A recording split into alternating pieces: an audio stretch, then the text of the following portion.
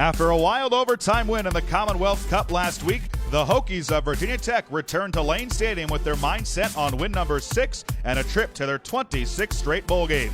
Standing in their way, the Marshall Thundering Herd, who just missed out on the Conference USA title game and look to finish up 2018 on a 4-game winning streak.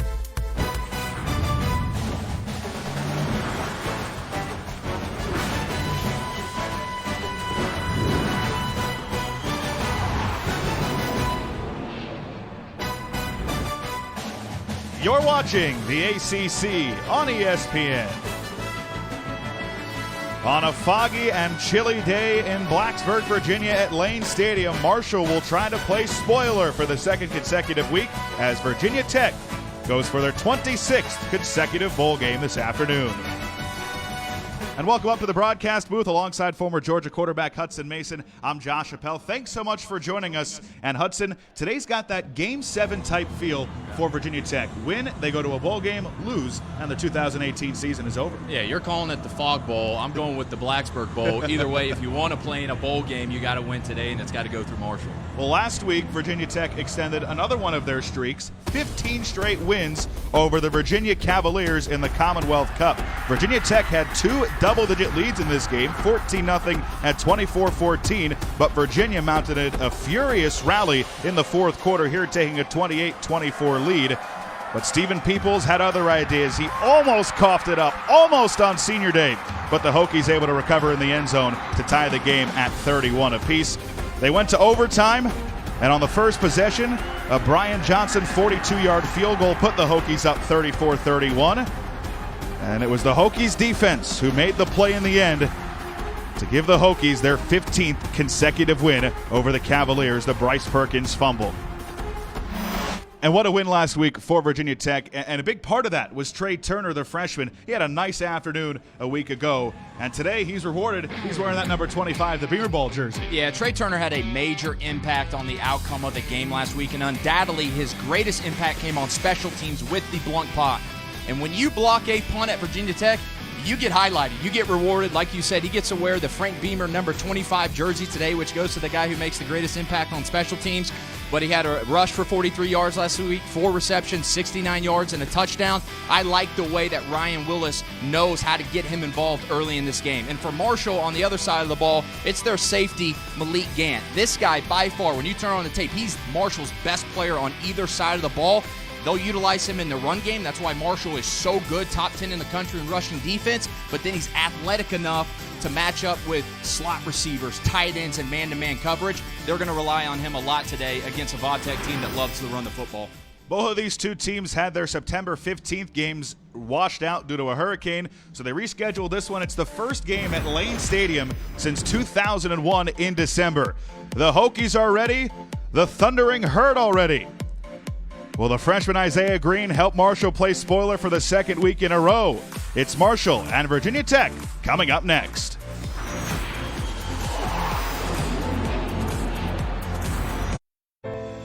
It's V Week on ESPN as we continue Jim Valvano's fight against cancer.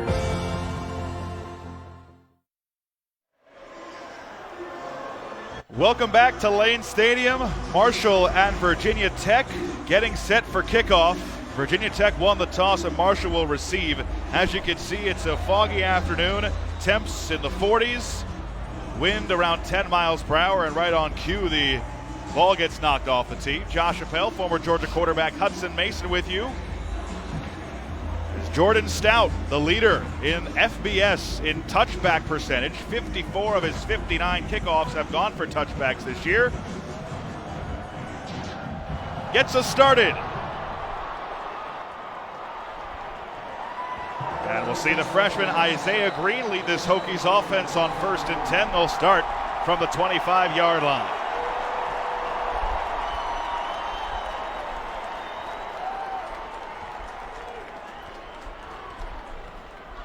There you see Isaiah Green, the freshman from Fairburn, Georgia. This is his 8th start of the season. Missed 4 with an injury, got hurt in the second half in the game against Western Kentucky. Last week threw 2 touchdowns, 2 interceptions. Hudson, what do you like about this kid? Well, he's inexperienced in terms of years of playing, hasn't been around the program a long time, but he's taking care of the football, and I think that's something that you got to watch emerge today, especially in a big game like this. He's hit as he throws on first down. The ball is loose, and on the first play from scrimmage, the Hokies force a turnover. It's the bell cow in the middle, the big guy. It's Ricky Walker.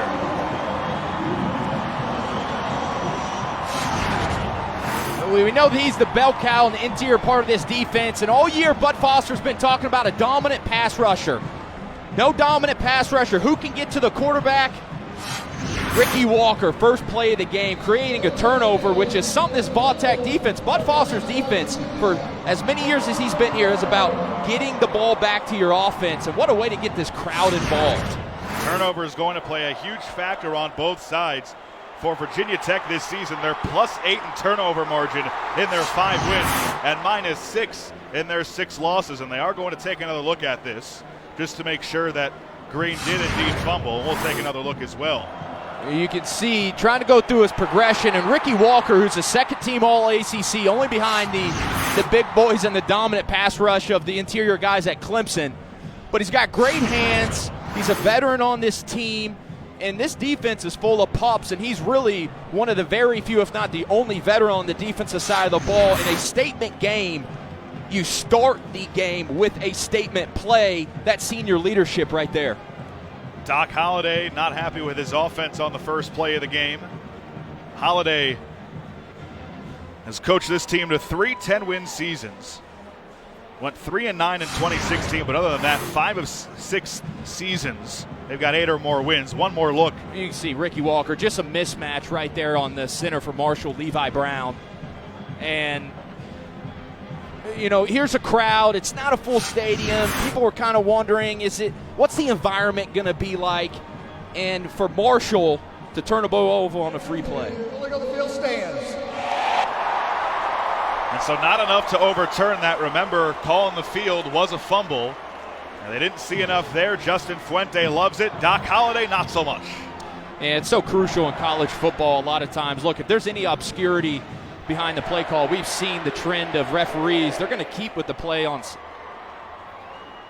Willis on the sweep play left. This is Turner with his first touch of the day. Chase Hancock with the tackle, and Turner picks up a couple.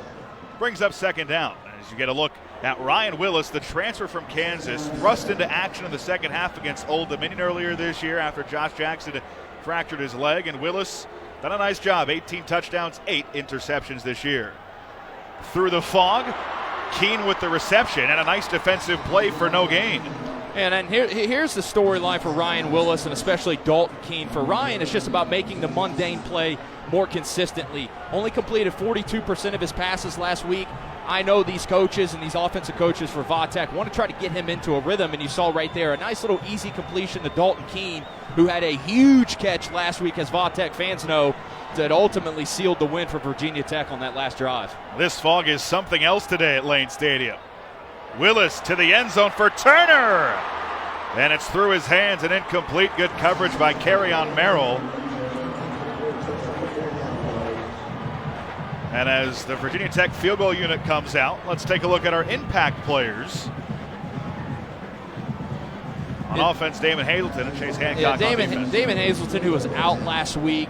It's going to be big for Ryan Willis. Look, this is one of the best rush defenses, and especially Chase Hancock, who leads this defense in tackles. They're going to get a lot of one-on-one matchups outside. Hazelton's got to take advantage of them. The 33-yard try from Johnson is up and good. He's made 3 consecutive field goals. And Virginia Tech turns the turnover into 3 points. 3-0 Virginia Tech over Marshall early on.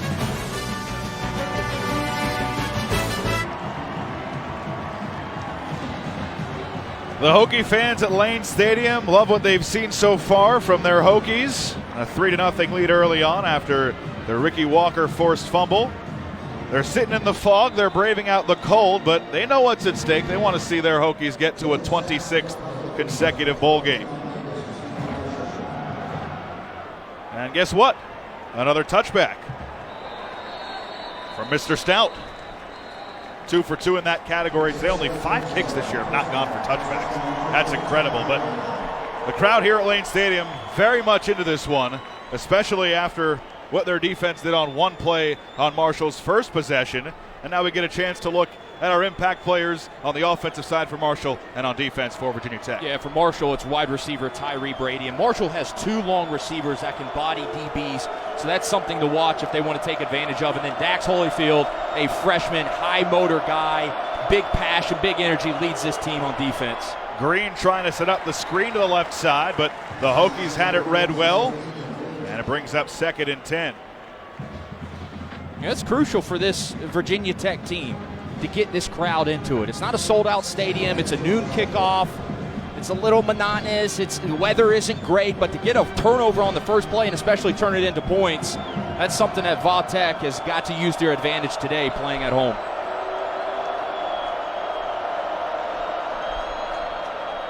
3 plays and 3 passing plays for Marshall. They try to go up over the top. It's incomplete. Caleb Farley on the coverage of Tyree Brady, the 5th-year senior out of Homestead. And just like that, it's 3rd and 10 for the Marshall offense. Well, and I'm sure after turning on the tape from last week, Marshall saw that Virginia went after Caleb Farley. And that's what they tried to do right here, kind of hand-to-hand combat. And Farley got picked on last week, whether it was penalties, touchdown that he gave up.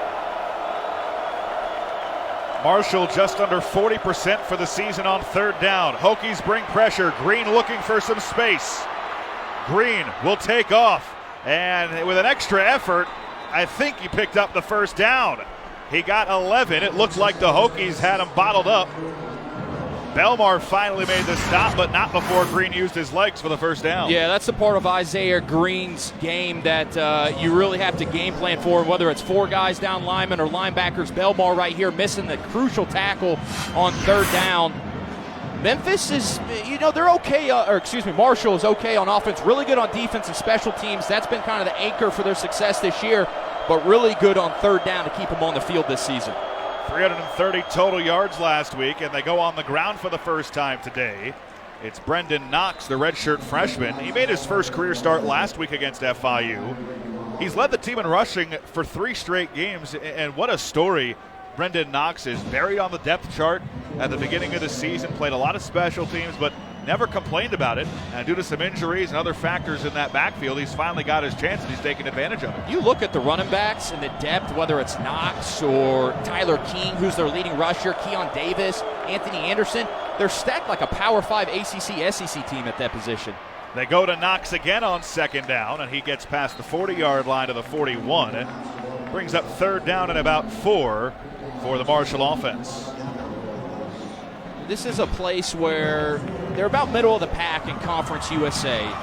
40% on 3rd down, which is, you'd like to be in that 42 to 45% range. That's where elite offenses are, but this is the storyline for both teams today is 3rd down. You got 3rd and 4.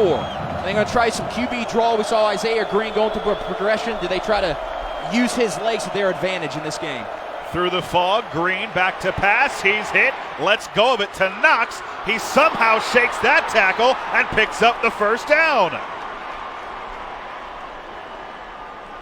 It was Nathan Proctor who had a shot at him about a yard shy of the line to gain, and Knox able to shake free. Back-to-back 3rd down conversions when the Hokies had a chance to stop him short. Well, again, it's the lack of pass rush for Virginia Tech, although we saw it on the first player, Ricky Walker. That's a storyline that's going to evolve today. They haven't had a dominant pass rusher all year. Bud likes to bring pressure, but he likes to do it with his 4-down linemen. He might have to change that up this game if that doesn't pick up. Well, they bring pressure here. Green has to throw across his body and has a man wide open deep into Virginia Tech territory inside the 30. Armani Levias, a gain of 27 yards. Ashby finally made the stop. Again, Va Tech decides to bring 5 here on a linebacker blitz.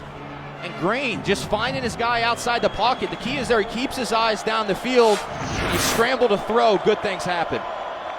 Knox again, straight up the middle, and Dax Holyfield makes his first stop of the day. That ball of energy in the middle of that Virginia Tech defense. Knox takes it to the 24-yard line. Brings up 2nd and 7. There's about 4.5 into this first quarter. There's our impact guy for Virginia Tech defense, a freshman, a coach's kid. By the way, birthday kid too. Happy birthday. Yeah, happy birthday, Dax. I'm sure nothing that guy wants more, especially as a young freshman, than to carry on the rich tradition of bowl games here for Virginia Tech football.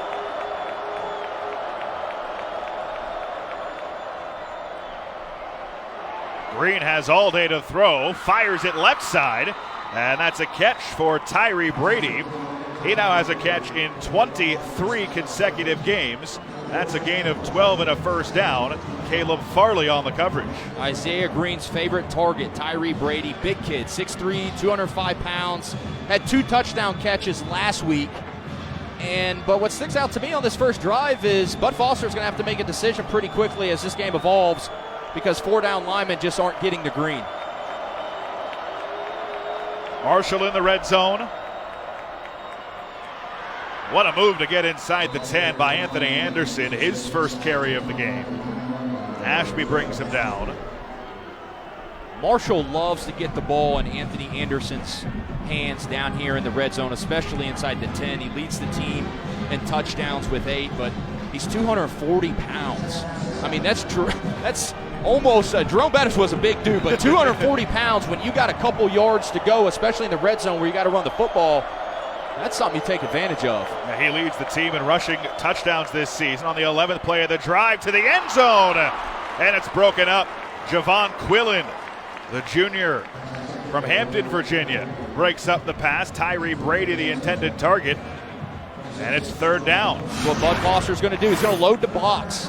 7 guys, more like 9 guys is what you'll see throughout the game, and it's just a back shoulder, trying to throw a back shoulder fade there to Tyree Brady, and it's a good job of the DB for Vautech getting his hands in there and forcing a big 3rd and goal situation here. Marshall has outscored their opponents 74-22 in the first quarter this year. On this 3rd down, to the end zone again, and it's picked off. Bryce Watts, he fractured his arm earlier in November against Boston College. He's playing with plates and screws in his arm. It didn't affect him there. And on 2 Marshall possessions, the Virginia Tech defense has forced 2 turnovers. Pretty good job for a guy who basically only has one hand. Still 3-0 Hokies on top of Marshall after the turnover. Hokies take over when we come back.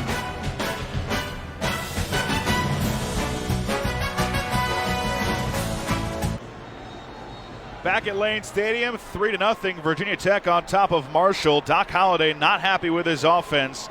2 offensive possessions, 2 turnovers. The last one coming in the red zone. The interception by Bryce Watts. On 1st down, handoff up the middle. And Malik Gant brings down Stephen Peoples. Back to Doc Holliday. We mentioned earlier, 5 of the last 6 seasons with 8 or more wins. He's done a very nice job coming from Florida in his time here at Marshall. Yeah, he's done a tremendous job, and both of these teams recruit some of the same players up here in the Virginia, D.C. area, and both staffs are very familiar with each other, too. Earned his 69th win last week against FIU. As the give goes to Peoples again. And Peoples dragging the pile to the 28-yard line. Will set up a much more manageable 3rd down and short. Yeah, he can do that at 222 pounds, and for this Virginia Tech offensive line, pretty young. And that's the story on both sides of the ball for Virginia Tech. The youngest 2 deep in terms of depth in all of the ACC conference. It's about running the football for Virginia Tech today. Turner in motion. They fake the sweep to him. Willis keeps it, and Willis picks up the 1st down. Brandon Drayton on the stop, but Willis, who has that ability to move around with his legs, picks up the fresh set of downs. Yeah, they really feel like they have a competitive advantage in 3rd and short situations with him being able to make plays with his legs. So you'll see a lot of QB power, zone read. And if some of these defensive ends like Ty Tyler and Marquise Couch from Marshall don't really stay at home and honor the quarterback, he's going to make you pay. Virginia Tech had 254 rushing yards last week against Virginia, their 3rd highest total this year. 1st and 10 for the Hokies from the 36. First carry of the game for Deshaun McClease, and he has no room to work with. Picks up maybe a yard, and a nice stand for this Marshall defense. Ty Tyler, who started every game this season at defensive end, the first to hit McClease. And this is a Marshall defense that's really carried this team. You mentioned the defense and special teams earlier. This has been one of the best defenses, not just in Conference USA, but in the country over the last month. Sixth in rushing defense, top 10, and forcing teams that go to 3 and outs immediately. McClease slithers his way past the 40. Chase Hancock with another tackle. I mean, it's hard to get into a rhythm against this Marshall defense. I mentioned they force teams into 3 and outs, which ranks 4th nationally. 42% of the time you get on the field, you're not staying very long against this Marshall defense. So when you're really good at stopping the run, Ty Tyler, and especially for this Marshall defense, Ryan B. and Malik Thompson are 2 guys to watch, and the interior part of that front 7, very, very disruptive. Willis on 3rd down, a pitch and catch to Hezekiah Grimsley. Malik Ganton covered. It's a gain of 18 and a first down on 3rd and 5. Well, that's what you love to see as a Virginia Tech fan. On 3rd and medium, your quarterback, Ryan Willis, who has been inconsistent throwing the ball from the pocket, standing in there, throwing a good, accurate ball and great protection by his offensive line to allow him at the time to dissect Grimsley running the out route. Grimsley recovered that Stephen Peoples fumble in the end zone last week against Virginia to tie the game at 31. Willis has that pass tipped at the line of scrimmage, and luckily for him, it falls harmlessly to the grass, and it's 2nd and 10. I think sometimes, even though Ryan Willis is a redshirt junior, he transferred from Kansas. He walked on here, left a scholarship on the table at Kansas and walked on here, and then took over for Josh Jackson when he got hurt. But sometimes, even though he is an upperclassman, he doesn't have a lot of playing experience in Fuente's offense. You can see, like that play right there, his eyes were to the field. He comes back sometimes uncertain where to go with the football. And we have our first penalty of the game. Ball start. Offense number 77. 5-yard penalty. 2nd out. It makes it 2nd and 15 instead of 2nd and 10. It's a byproduct of having freshmen in there. Christian Darrisaw, left tackle out of Maryland. Young guys, and that's a byproduct of playing a lot of freshmen, a lot of inexperienced guys on both sides of the ball for Virginia Tech this year. Darrisaw, one of 9 true freshmen in the country, to start the opener on the offensive line. Off play action over the middle. It's 6 for the Hokies. Grimsley with his 2nd touchdown grab of the year from 46 yards. And Virginia Tech has a 9-0 lead in the first quarter.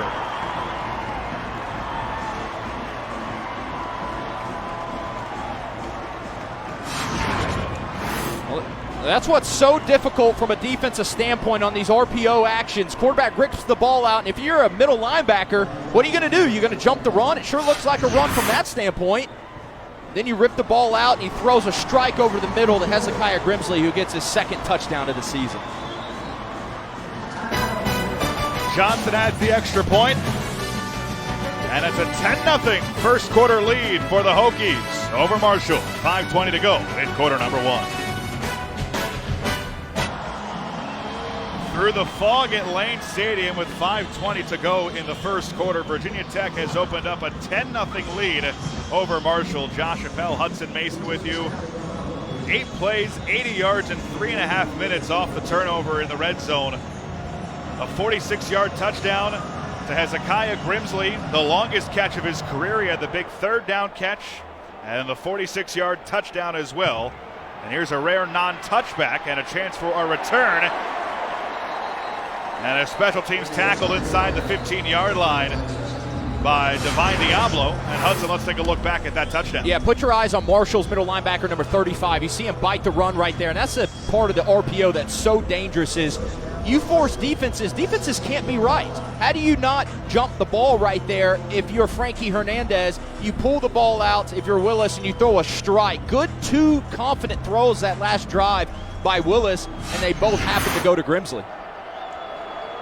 Willis 2 for 3, 64 yards on that drive. Both completions to Grimsley. And this Virginia Tech defense is just swallowing up Marshall offensively. Rayshard Ashby makes the stop in the backfield there. A gain of about 1.5 yards brings up 2nd and 8. Yeah, they couldn't even really get lined up, and it worked to their advantage. Trying to run zone left and get some push by this offensive line, and that's really the key matchup today is both sides of the ball. Can Va-Tech get pressure with their 4, and can Marshall get pushed with their 5? Green with all day, slings it sidearm and it's incomplete. And again, Virginia Tech's defense forcing a 3rd down and long here for Marshall's offense. Back to 3rd and long again for Virginia Tech, and it's a place they've been really good at so far. Sometimes it's the legs of Isaiah Green that has hurt him. Playing good coverage and what you call plaster for these DBs to stick to the receivers. It's the legs of Isaiah Green that have hurt Virginia Tech so far. He's 3 for 7, 44 yards and an interception early on. 3-man rush. Nobody home. And a 3-and-out forced by the Hokies defense. Ricky Walker providing the pressure in the face of Isaiah Green. And for the 5th time in a row, it's Bud Foster dialing up zone coverage, meaning he's got 7 to 8 guys sitting back there. And for Isaiah Green, he just has nowhere to go with the ball. And if you're going to continue to play zone coverage, you have to have a lot of confidence. You got to rely on your 3 to 4 guys to get to the quarterback. And that time, Virginia Tech wins again. Here's Robert Lefevre on to punt. Averaging a little over 40 yards per punt. Punt returns have been a bit of an adventure this season for Virginia Tech, but a fair catch called for right there. It's been musical chairs at that position for Virginia Tech. A punt of 35 yards, no return, but great field position for Ryan Willis and the Virginia Tech offense, already leading 10-0 here late in the first quarter. You're right, and here's a what I would call a statement drive. You're up 10-0. Your defense, Marshall has drove the field on Virginia Tech, but they've had kind of that bend but don't break mentality, and now you've got great field position. This is usually a spot in the game, a spot on the field with great field position that you see offensive coordinators like to take a shot, an explosive play to cut the field in half.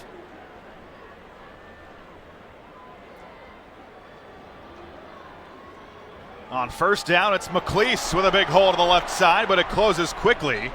He's able to march his way into Marshall territory at about the 49-yard line. Chris Jackson, the corner, on the stop. We mentioned earlier, Marshall, get a look at Justin Fuente in his 3rd season. Not the season he would have envisioned probably before, but a lot of turnover on the defensive side of the ball. Only 3 returning starters. He loses his starting quarterback early in the season, but he has this Hokies team in a position to win their 6th game and make their 26th straight bowl game as Willis is brought down from behind at the 40-yard line. Channing Hames with his 4th sack of the year. It's a loss of 10, and it brings up 3rd down and a mile from the 40. If you talk to the Marshall defensive coaches this week, they spoke high praises of Channing, number 94. He's a freshman. He hasn't played consistently since a freshman. He's a redshirt junior, but the past couple of weeks he has stacked good games on good games, and that's an important part for this Marshall defense. We know they're good at stopping the run, but in predictable passing situations like this one again, can you get to the quarterback? Virginia Tech plays it conservative on 3rd and 17. And McLeese takes it to the 43-yard line, and so Virginia Tech can't do anything with the good field position, and a nice answer for the Marshall defense forcing a 3-and-out. Great answer for Marshall's defense there, and it starts with creating a negative play. Kind of surprised there that we didn't see a screen on 3rd and long, just because Virginia Tech loves, and they are really good. Talking to Marshall coaches, whether it's 1st down, 2nd down in the screen game, they're one of the best in the country. A lot of time, those screens go to tight end Dalton Keene. Oscar Bradburn, the lefty, gets it away, takes a Marshall bounce, and it's down at about the 24-yard line. Well, I started to mention this Marshall defense hadn't allowed a touchdown in the first quarter in 13 of its last 14 games. That's happened. They're already -2 in turnover margin, and the first quarter has really been the best quarter in any game this season. I said earlier, they're outscoring their opponents 74-22 in the opening 15 minutes, but it's been all Virginia Tech so far in the first 12 and a half of this game. The first quarter is the best quarter for Marshall statistically, and this defense has been great. 12 weeks in a row, they haven't given up a single rusher to go over 100 yards. Last week was the first time a team went over 150 yards on them. But the Hokies defense, they've forced a couple of turnovers and a 3-and-out.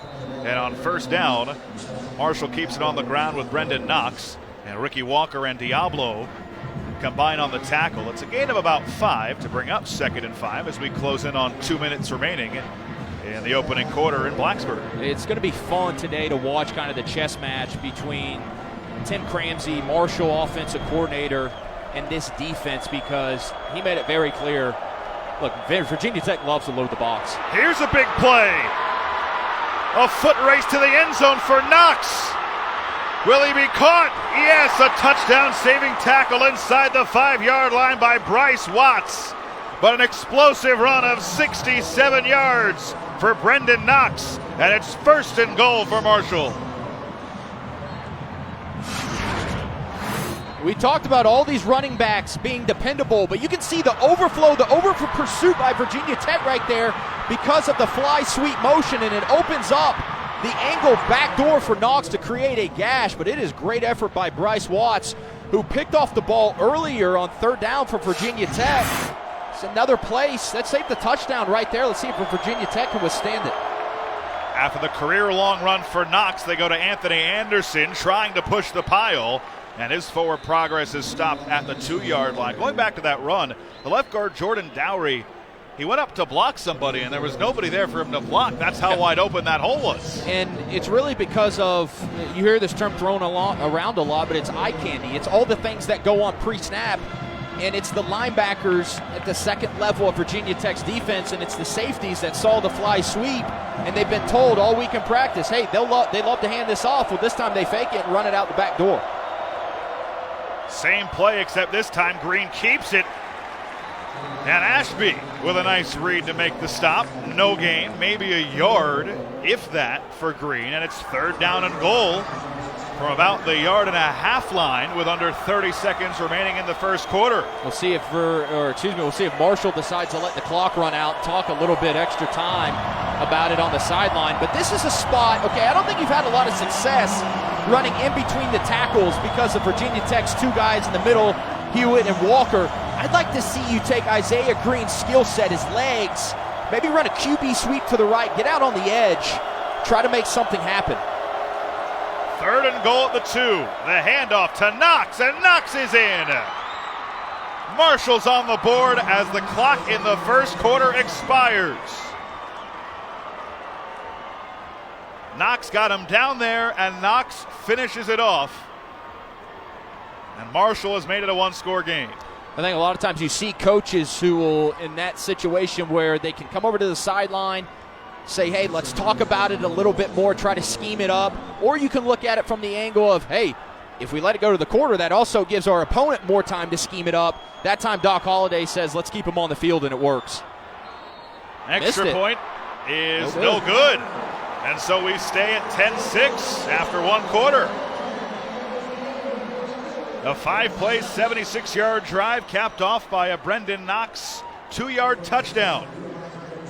It's 10-6 Hokies over Marshall after 1 in Blacksburg.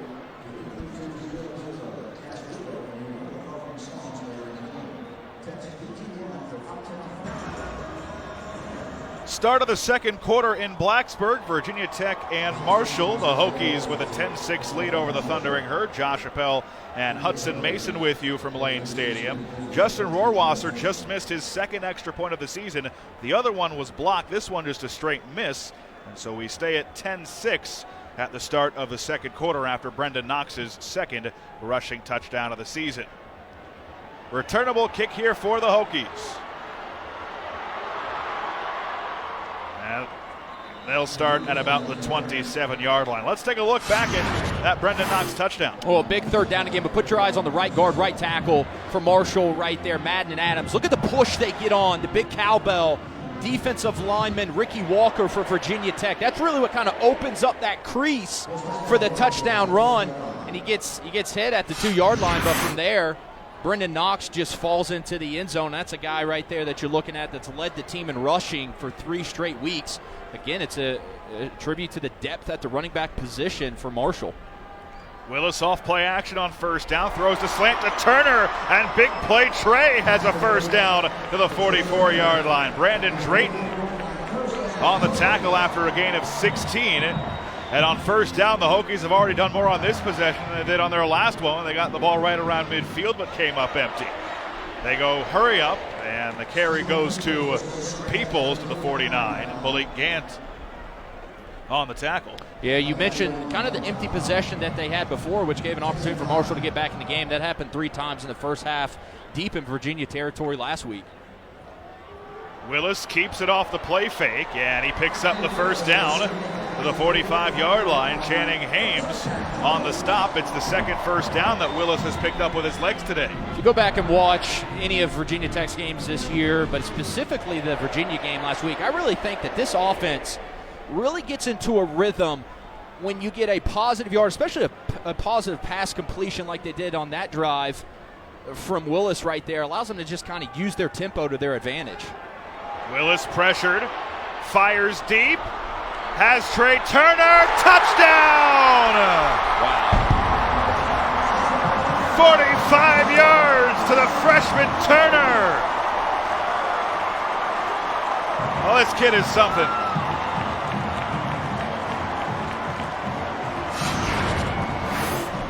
Watch the pocket movement right here by Ryan Willis. Feels it, steps up, 2 hands on the ball. Most quarterbacks take off and run right there. Ladies and gentlemen, I promise you that's as good as of a throw where a quarterback has to reset his feet and keep Turner on the run. Very, very impressive throw. Great pocket movement.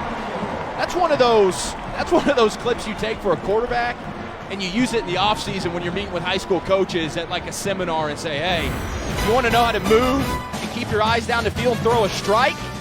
Ryan Willis did it right here. Wearing the Beamer Ball jersey, big play Trey with another huge one for the Hokies. Trey Turner wearing number 25, the Beamer Ball jersey, has given Virginia Tech a 17-6 lead after a 45-yard touchdown reception after his huge week last week with the blocked punt and the one-handed catch in the end zone. Trey Turner really earning that big play Trey nickname early on here. It's always good when the guys we highlight at the beginning come to fruition during the game, doesn't it? It makes us look good. And we could use all that we could get. Exactly. And for a guy like Turner who has that big play ability coming into this game, 4th in the country among freshmen in yards per catch. He has 2 for 61 yards today, including that touchdown. Yeah, so that's 31 yards per catch right there. And that's the thing about him. They use him on special teams. Virginia Tech and Marshall both believe in having their best players and starters on special teams, but he had a rush last week for 43 yards and then 4 catches, so they get him involved in all different sorts and types of plays. Quick play action and a reception to the right side. A first down along the sideline for Labius, the tight end, a gain of 12, his second catch. Dax Hollyfield pushed him out. We saw Marshall go play action on first down there. It's been the play action for the Hokies on offense. That's worked out very well for them. Both touchdowns coming off play action. Yeah, it has. And for Marshall, this is a big drive. You got to respond. You got to find a way to get points right here. And I like the play call on first down. Get your quarterback into a rhythm. Settle them down a little bit. Knox with another carry, dragging a tackler for a first down near midfield. Dax Hollyfield and Reggie Floyd combine on the stop, but Knox drags them for 12 yards and another Marshall first down. Again, watch the right side of this offensive line for Marshall, and Hollyfield and some of these guys up front for Virginia Tech just take the wrong angles, and there's been some creases the last 2 drives for Marshall, whether it's Knox in there, Anthony Anderson. Usually they don't average over 4 yards per pop, but so far they're getting to the second level of this Virginia Tech defense.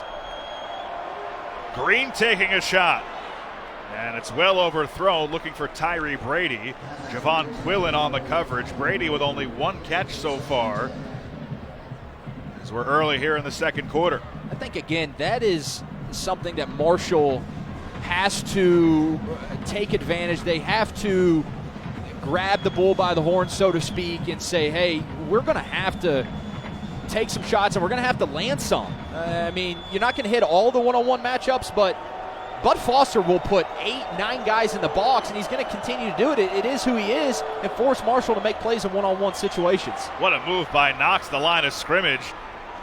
And he's a yard shy of a first down. Reggie Floyd on the tackle. But Knox makes this a 3rd down and 1 for the Marshall offense as the fog has cleared a little bit.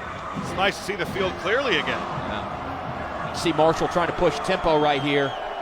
They really believe in using tempo to their advantage, especially on 3rd and short situations. This is what you call check with me. Check with the sideline. Offensive coordinator's trying to see, is Virginia Tech going to change? You see them changing.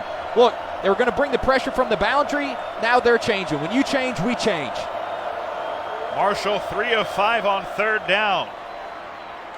And it'll depend on the spot. He might be short. Ricky Walker in there.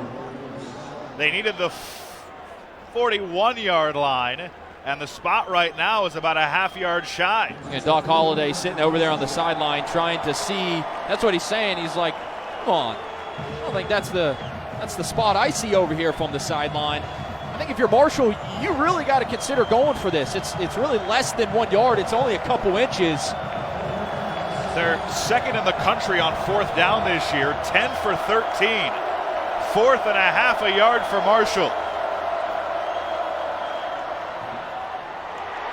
And he did not get it. What another stand by this Virginia Tech defense. Bud Foster's not on the field today. He's up in the booth, but if we can see him right now, I know he's excited about having basically a turnover on downs and getting your offense the ball back. It's been all Hokies so far. Back to Blacksburg after this. Back in Blacksburg on a chilly day. It was foggy earlier, but the fog has cleared out a bit. And this Virginia Tech defense with another stop. They stonewall Marshall on 4th down, and they hand the ball back to Virginia Tech's offense. And off play action, Willis, with some miscommunication, completes a pass to the Marshall cheerleaders. And now let's take a look at that 4th down play. Yeah, the offensive line for Marshall really gets some push right there, but it's the wall that's created right there for Virginia Tech, number 45. And Garbett, it's really the tenacity to continue to play through the ball, because you saw a crease right there, kind of like the score down in the red zone for Marshall where he thought he was going to get it.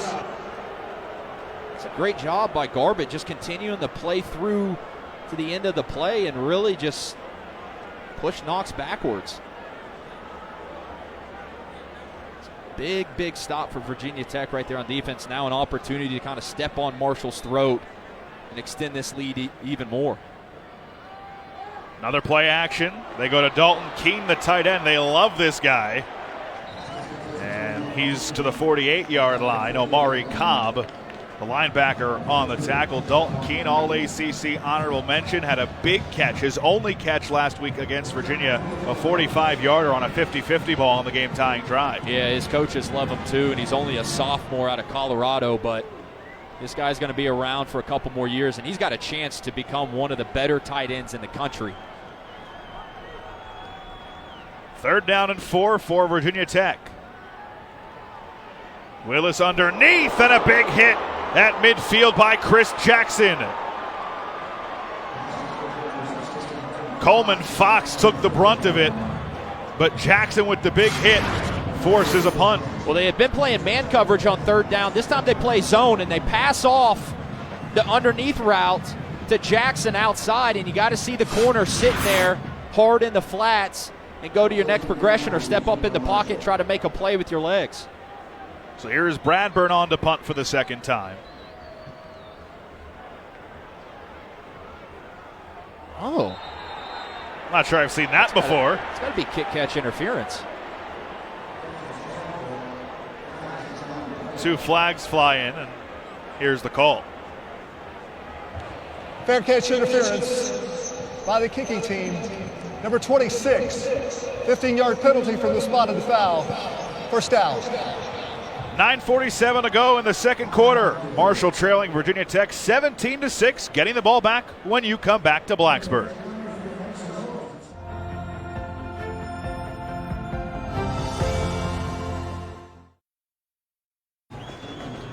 17-6, Virginia Tech on top of Marshall as the Hokies go for their 26th consecutive bowl game.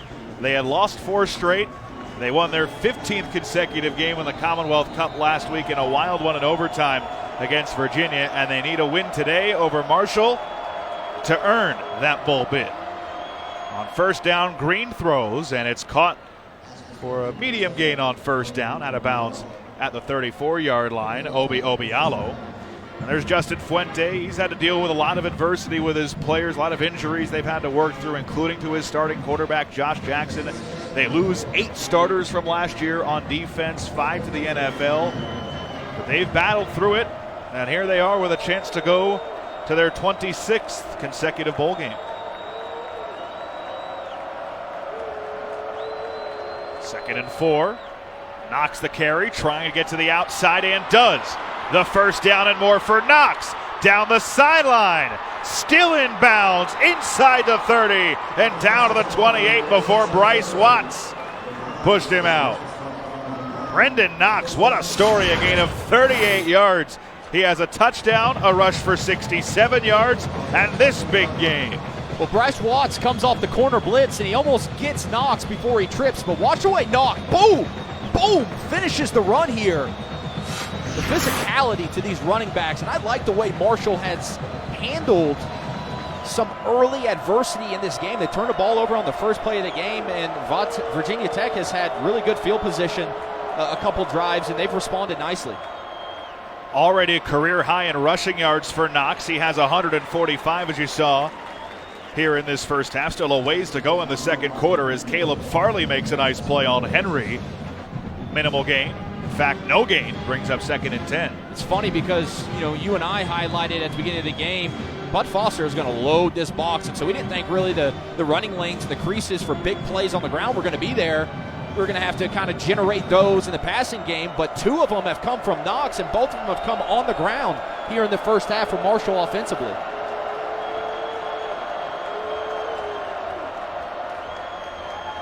Green steps up, and he takes off, and then slides down at the 25. Gain of about 3 to set up 3rd and 7. I think this offensive line for Marshall is finally settling in.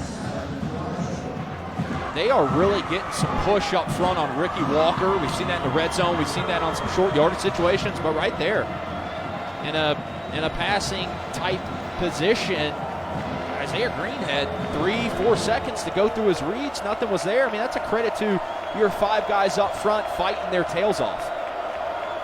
Marshall 3 for 6 on 3rd down in the first half. Remember, on their last drive, they had a chance to go for it on 3rd and 1 and 4th and 1 and got stopped both times. Green to throw. He's pressured. Dumps it off to Knox, but what a play to blow up the screen. Rayshard Ashby. If he doesn't make that tackle, Knox might still be running. Oh, it's a loss of 7 yards. You're not lying either.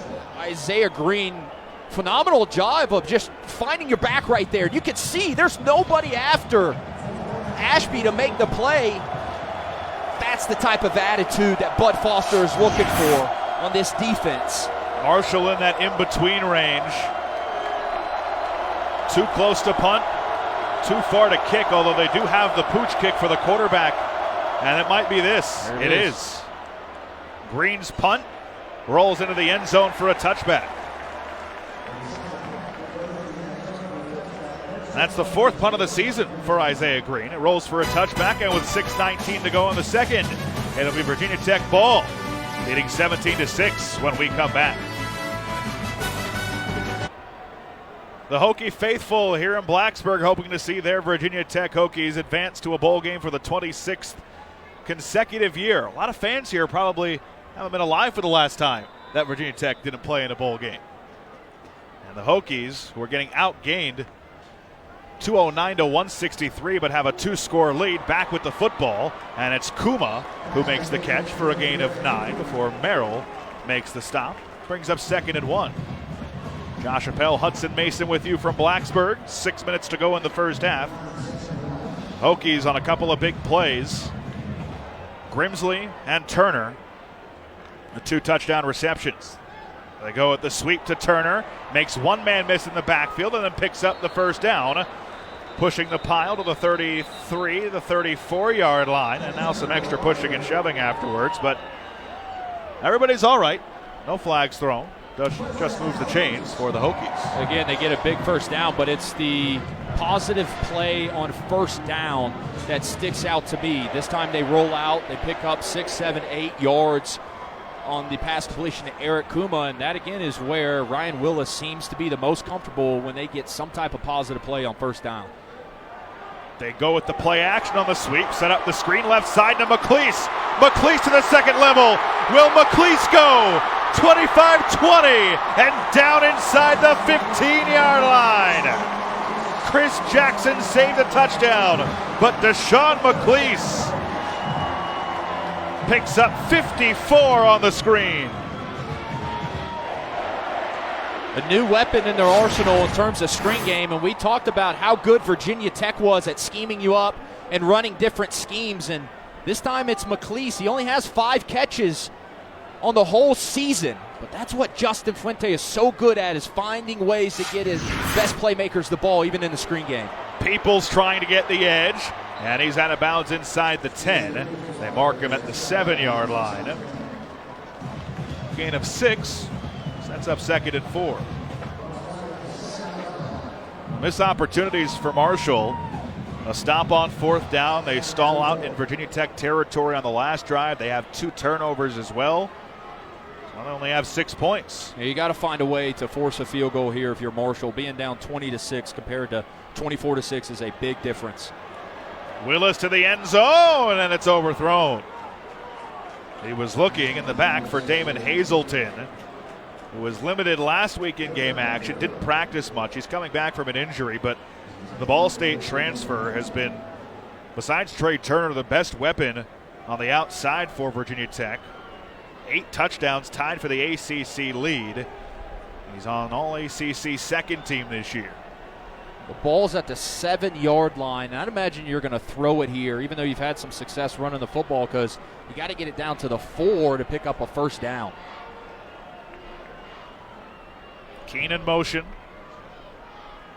Willis looks that way, steps up looking for some room, dumps it out, and it's a touchdown for the Hokies. But this one looks like it's coming back. 2 flags down. I think they're going to get Willis for an illegal forward Personal pass. foul, roughing the passer. Wow. Defense. The touchdown counts. The foul will carry over and administered on the kickoff.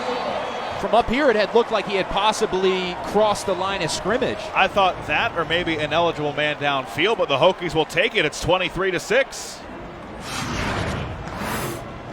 Ryan Willis, just the protection alone that he gets. And I'm so impressed so far in this game where when he scrambles, he keeps his eyes downfield. That's where quarterbacks take their offense to the next level. Stephen Peoples with his first receiving touchdown of the season. And the Hokies have opened up a 24-6 lead over Marshall with 4:10 to go in the first half. And a great drive all set up by that screen from Willis to McLeese. Now you've really put the pressure on Marshall to respond. And we've seen Marshall move the ball inside the 20s, but then when they get to the 20, 25, kind of that high red zone area, they've stalled out. And like I said, being down 24-6 and momentum alone is a big factor in every game. Is a big difference, but here again, the quarterbacks around the country are taught, when in doubt, when you get pressure, find a back. That's exactly what he does. Young quarterbacks at home, man, take that and learn something from this rep right here of Willis. It's a next level type rep, and really what it is just making a play. There's nothing open.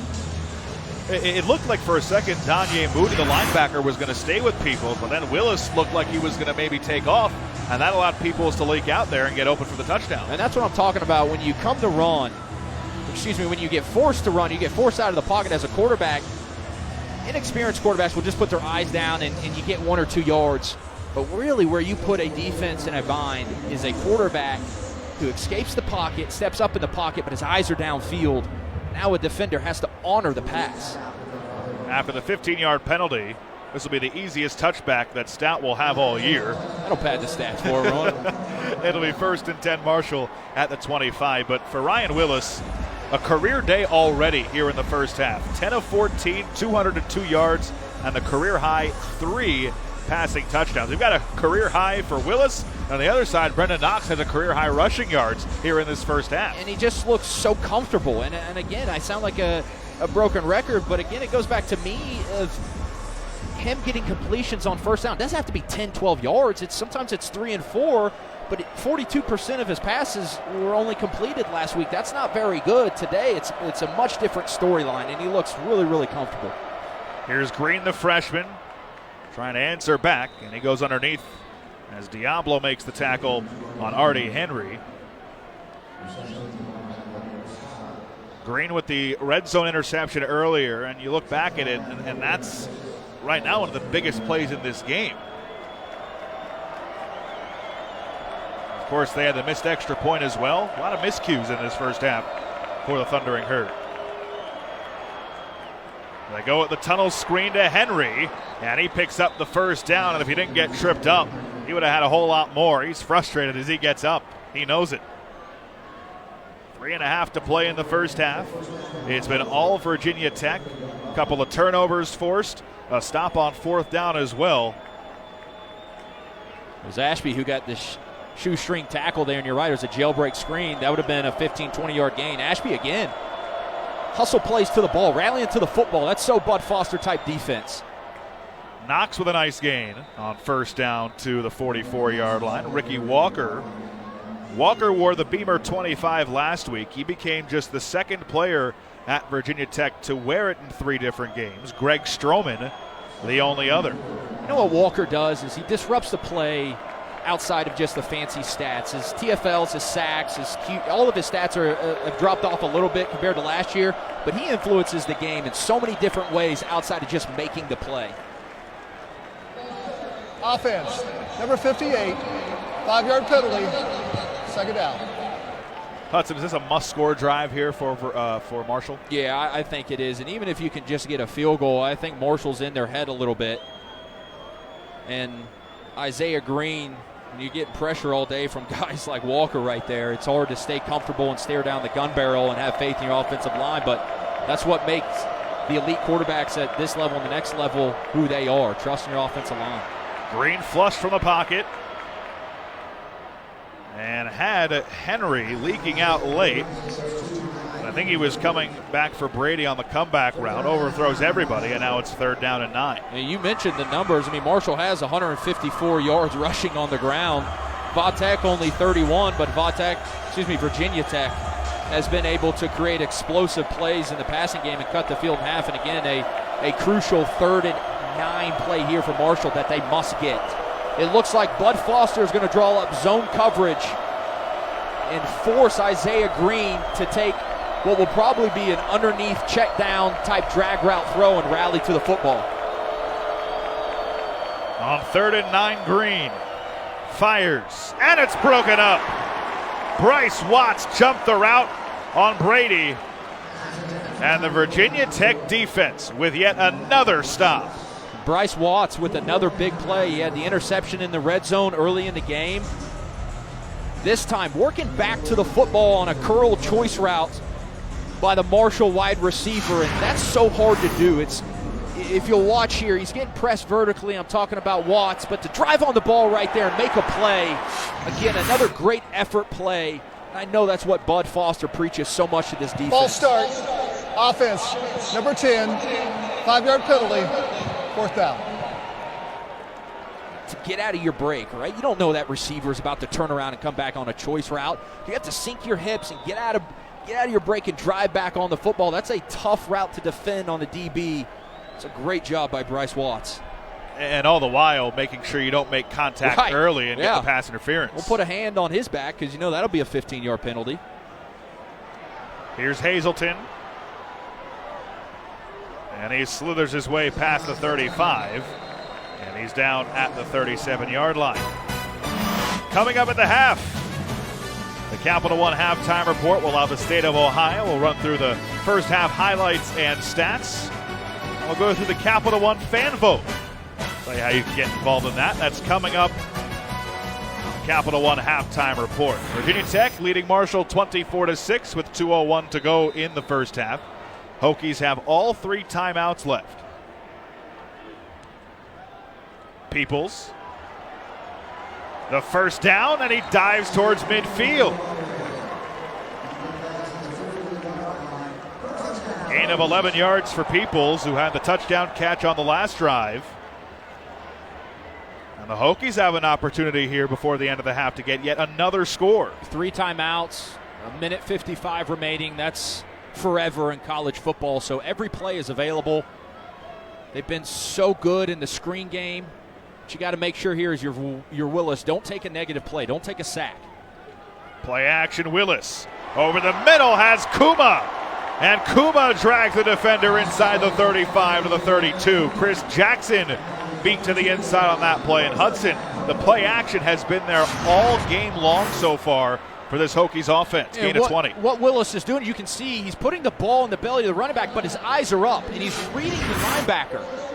So it is an RPO. He has the freedom to hand the ball off. If that linebacker triggers, he just takes one step and throws that seam or slant route right over his head, right past his earlobe. Virginia Tech last week against Virginia had their first 30-point game since September. They cash in with a touchdown on this drive. It'll be back-to-back 30-point games. They haven't done that since the ODU loss, and then follow that up with that 31-14 win on the road at Duke. You get a look at Willis's numbers today. He's having a great afternoon. We mentioned the career-high 3 touchdowns. The important number there, no interceptions. Efficiency, 11 of 15 coming off a week against Virginia where he was 14 of 33. Great first half for Willis so far. 1st and 10 at the 32. McLeese trying to find some space, but a nice play by Chase Hancock to come up with a tackle, one of our impact players. No gain, brings up 2nd and 10. Clock still moving, under a minute and 30 to go. Yeah, and I think you can see Justin Fuente is thanking field goal. If something pops or kind of squirts out the back end and you get a big touchdown, then great, but you got a chance to go up 27-6 here. Willis with the pump fake. For Kuma! Touchdown, Hokies! Of course, right when I say they're playing small ball, they go deep.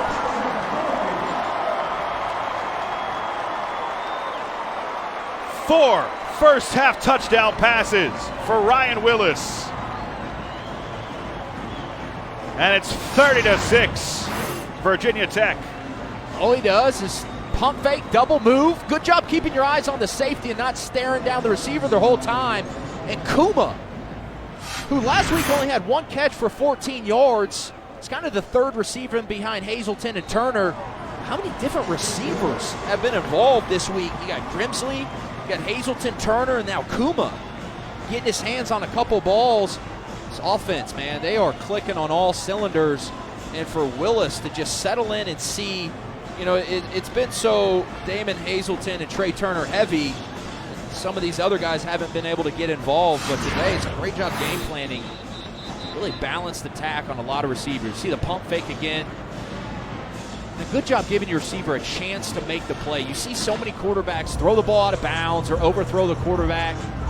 Overthrows are the worst possible thing you can have. You always want to give your receiver a chance to make a play. And that's exactly what Willis did right there. 63 yards and 49 seconds, a 32-yard touchdown from Willis to Kuma. For Kuma, his 6th touchdown grab of the year.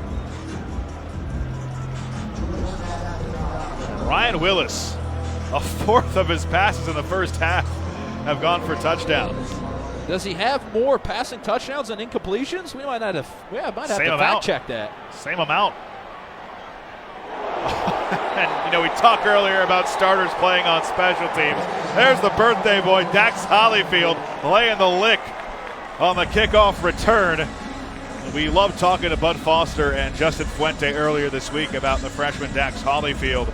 Just a ball of energy, but it's not uncontrollable energy. Yeah. He keeps himself in check, and he plays with a ton of emotion. He's a guy that 2 or 3 years down the line will be one of the favorites to ever come through this program. What sticks out to Dax to me is when you talk to him and you're around him, a lot of guys, big-time starters, they don't like to play special teams. I'm too good for that.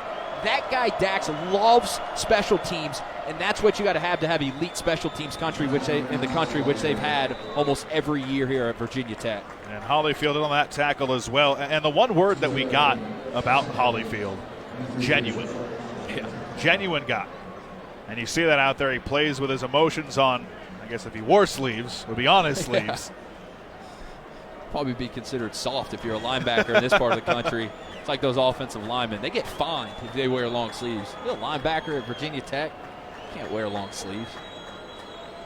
When he committed to Virginia Tech, as we go under 30 seconds, and Marshall not in any hurry here, he said when he committed to Virginia Tech, it was because Bud Foster kind of reminded him of his own father. As Knox takes it to the 26-yard line. Nathan Proctor and Jared Hewitt combine on the stop, and that will do it for the first half. And if you're a Hokies fan, you loved what you just saw for the last 30 minutes. A 31-6 lead at halftime for the Virginia Tech Hokies on the arm of Ryan Willis, a career-high 4 touchdowns in the first half. The Capital One halftime report is coming up next. 31-6 at the break.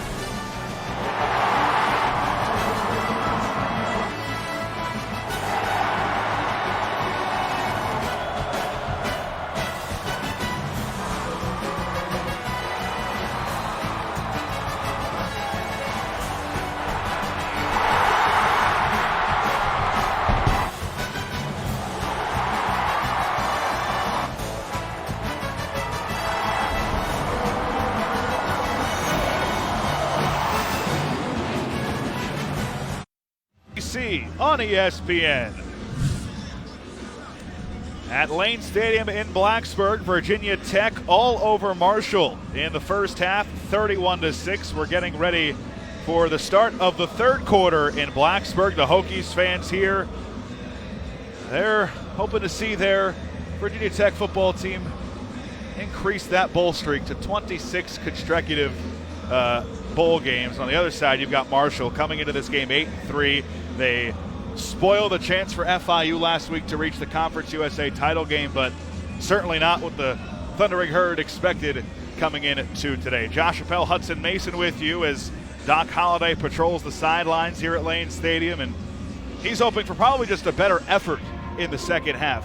They've left some plays on the field, Hudson, as we talked about at halftime, but there you see some of the guys on defense and special teams for Virginia Tech. Dax Hollyfield there right in the middle, made a couple of big plays before the end of the half, and really all smiles and really a perfect half for Virginia Tech in the first half. Yeah, they've exceeded expectations throwing the football, and what stands out to me is first down efficiency at the quarterback position. Again, I'm not talking about just getting 10, 12, 15-yard plays. I'm talking about just the 3, 4, 5-yard plays, and especially them coming at the right hand of Willis. He's been very efficient, and that seems where he gets into his greatest rhythm.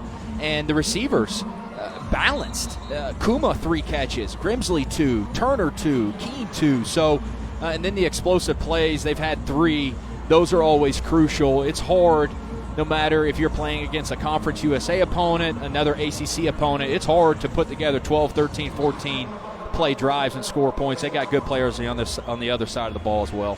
The school record for touchdown passes in a game is the number on that man's jersey right there. It's 5. Willis had 4 in the first half. And if you think one of those plays in the first half, maybe the touchdown to Trey Turner, maybe the touchdown to Eric Kuma is worthy of the Capital One fan vote, make sure you go to ESPN.com or the Sports Center Facebook page on Tuesday to give your Capital One fan vote. The Hokies will get the ball first to start the third quarter in their quest to their 26th consecutive bowl game. And they'll start from the 25-yard line. I think this is really where you get to see the mental makeup of Marshall, right? The end of that first half did not end well. Virginia Tech, ended up scoring a touchdown instead of a field goal. So momentum is not in your favor, and Virginia Tech gets a chance to double dip right here. They get points before the half. Now they get the ball back. And so we're about to see really how much Marshall was challenged at halftime and how much mental fortitude they have right here on this first drive. They didn't run the ball that well in the first half, but they didn't have to, as Peoples, who had a touchdown reception in the first half, takes it for about 3 yards. Malik Gant coming up from a safety position to make the stop. Malik has been really solid today, and you see a couple times just his ability to read and react. And, man, when he recognizes that it's a run, he's got that elite closing speed that you see what it takes to play at the next level. Willis steps up, going deep again for Turner, and he hauls it in. Over Nazeeh Johnson, inside the 35. Trey Turner, the freshman, again. I just continue to be impressed with Willis throwing the football in what you call a phone booth. Look at the tight pressure collapsing, and then the ability to throw with accuracy and keep his receiver on the run. The trajectory of that throw, we see a lot of quarterbacks throw it to like the knee or upright, and the receiver's never able to catch it. Impressive accuracy for such a tight window. Flag down as Willis comes back over the middle for Dalton Keene, and the tight end makes the catch for a first down. Johnson on the tackle, but let's check on the flag. Illegal shift by the offense. 2 men moving, not resetting before the snap. 5-yard penalty, first down.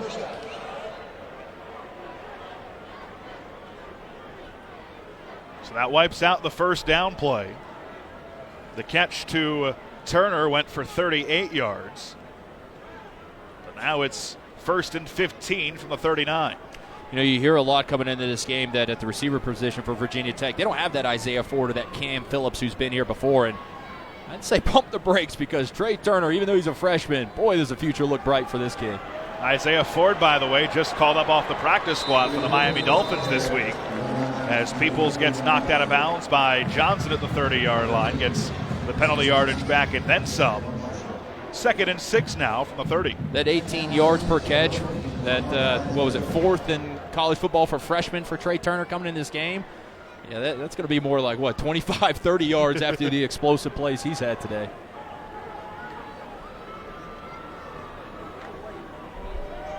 Play action. Willis pressured, he's hit and goes down. 2nd sack of the day for the Marshall defense, and it's Channing Hames again. Looked like Willis might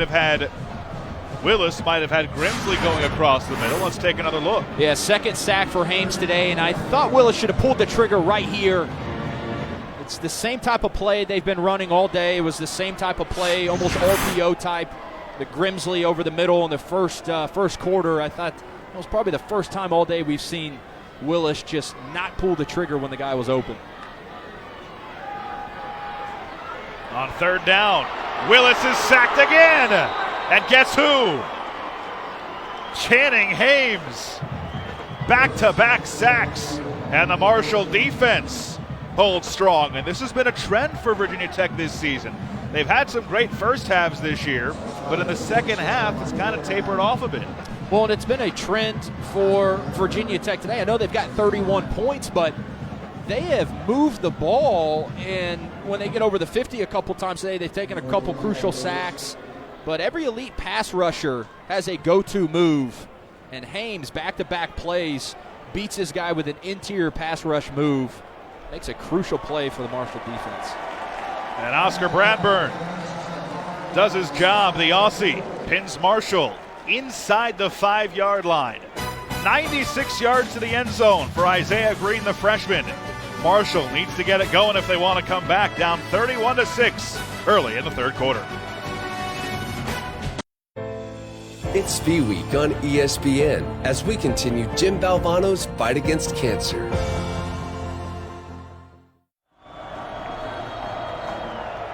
If it's going to happen for Marshall, it's got to start now, down 31-6 early in the 3rd quarter, and they've got a long field in front, and not a good start.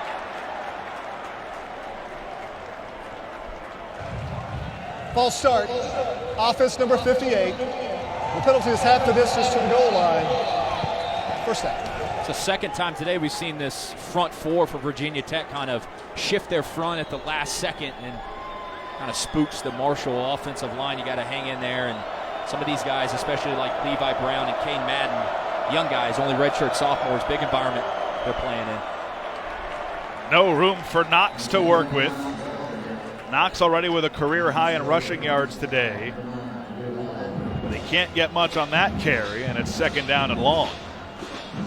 Yeah, it's great your defense got to stop, but when you're starting to drive inside your own 5, there's not a lot you can do, because as an offensive coordinator, you have to be very cognizant of what plays you dial up. And you don't want Ricky Walker sitting on your quarterback in the end zone for a safety. Green from his own end zone, off play action. And that pass was about 15 yards past his intended target, Marcel Williams. Green now 9 of 19, 68 yards, no touchdowns, and the red zone interception.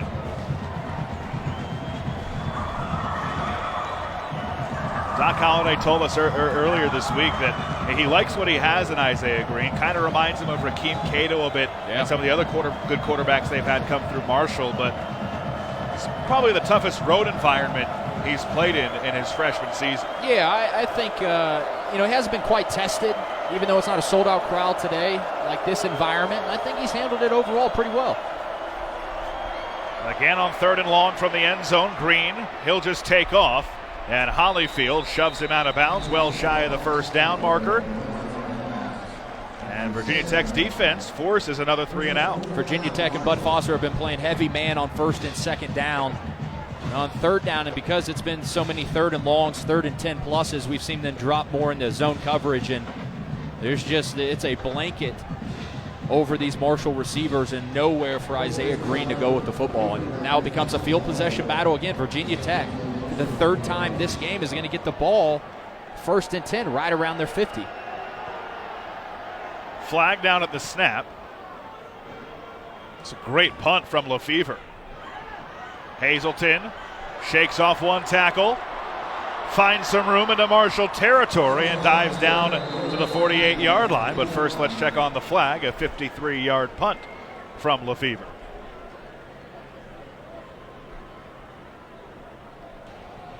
Illegal formation by the offense, 5 men in the backfield. That 5-yard penalty will be added to the end of the run. Virginia Tech football, 1st down. So here's another scenario, Hudson, where Virginia Tech gets the ball not only right around midfield, but this time in Marshall territory. And a couple of times they've either stalled out in this area or just haven't done much with the field position. Obviously, it's easier to swallow when you're up 31-6, but if you're Justin Fuente, you'd like to see your offense take advantage of the plus field position. Yeah, you sure would. And if you're Marshall, you got to dig deep here. I know you've been backed up on your own side of the ball a couple times, but again, making a play, bad field position. That's Marquise Couch. That's 3 consecutive negative plays on offense. Remember, the last Virginia Tech drive ended with back-to-back sacks by Channing Hames. There, a loss of 5 on the tackle by Couch of Peoples in the backfield.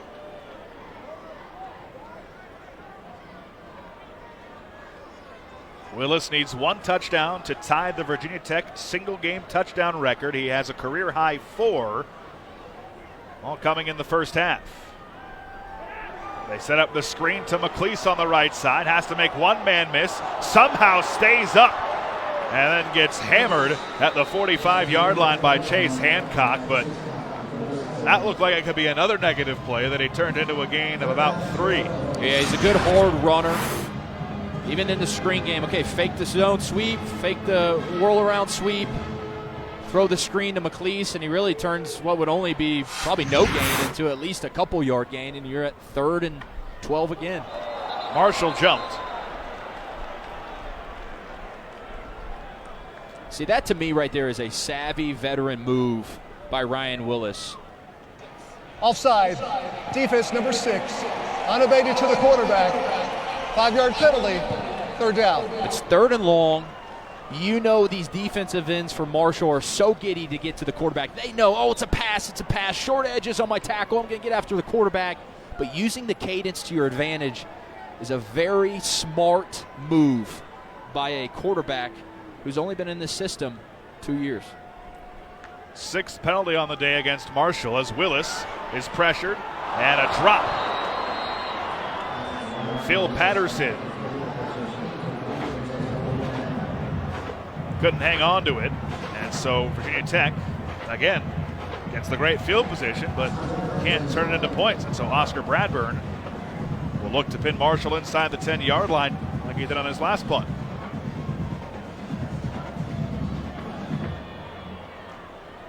Marshall was late getting their return man onto the field.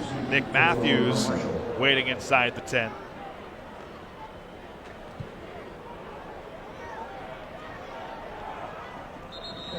Another long field to go for Marshall. Down 31-6 with 8:35 to go in the third quarter. Back to Blacksburg after this.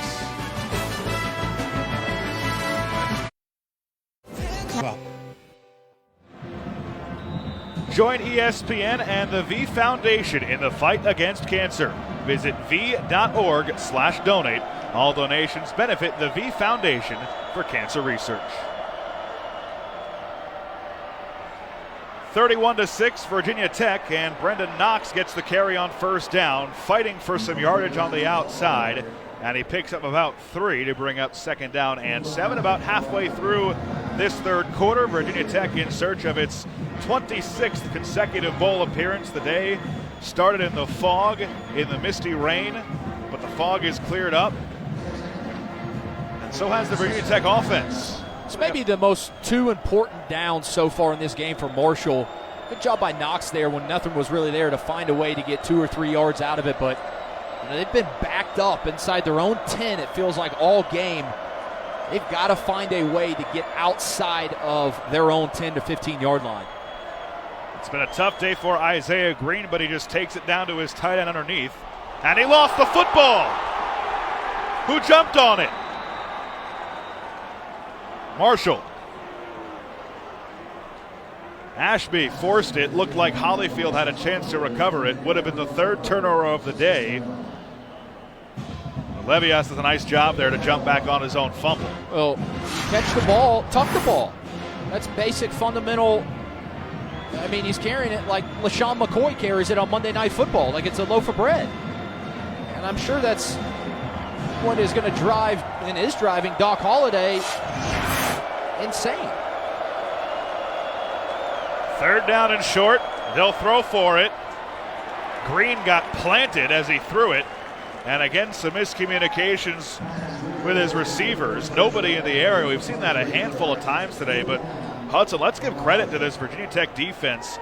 Much maligned throughout the season, not just due to injury, but just because of inconsistencies. Yeah, and I said this earlier in the game. I thought the real dilemma for Virginia Tech on defense was coming into the game. You don't have an elite pass rusher.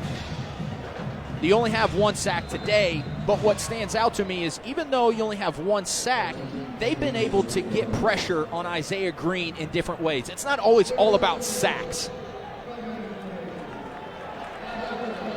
And now the 7th penalty of the day against Marshall. They had 12 men in the punt huddle. That's just some sloppy and inexcusable mistakes today from Marshall. A lot of self-inflicted errors as well going back to that first half. 2 turnovers, a 4th down stop, a missed extra point.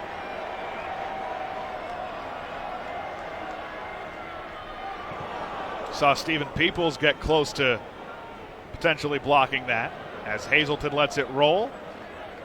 And it's down at about the 41-yard line. Timeout of the field will take one with them. 6:56 to go in the third. It's all Virginia Tech.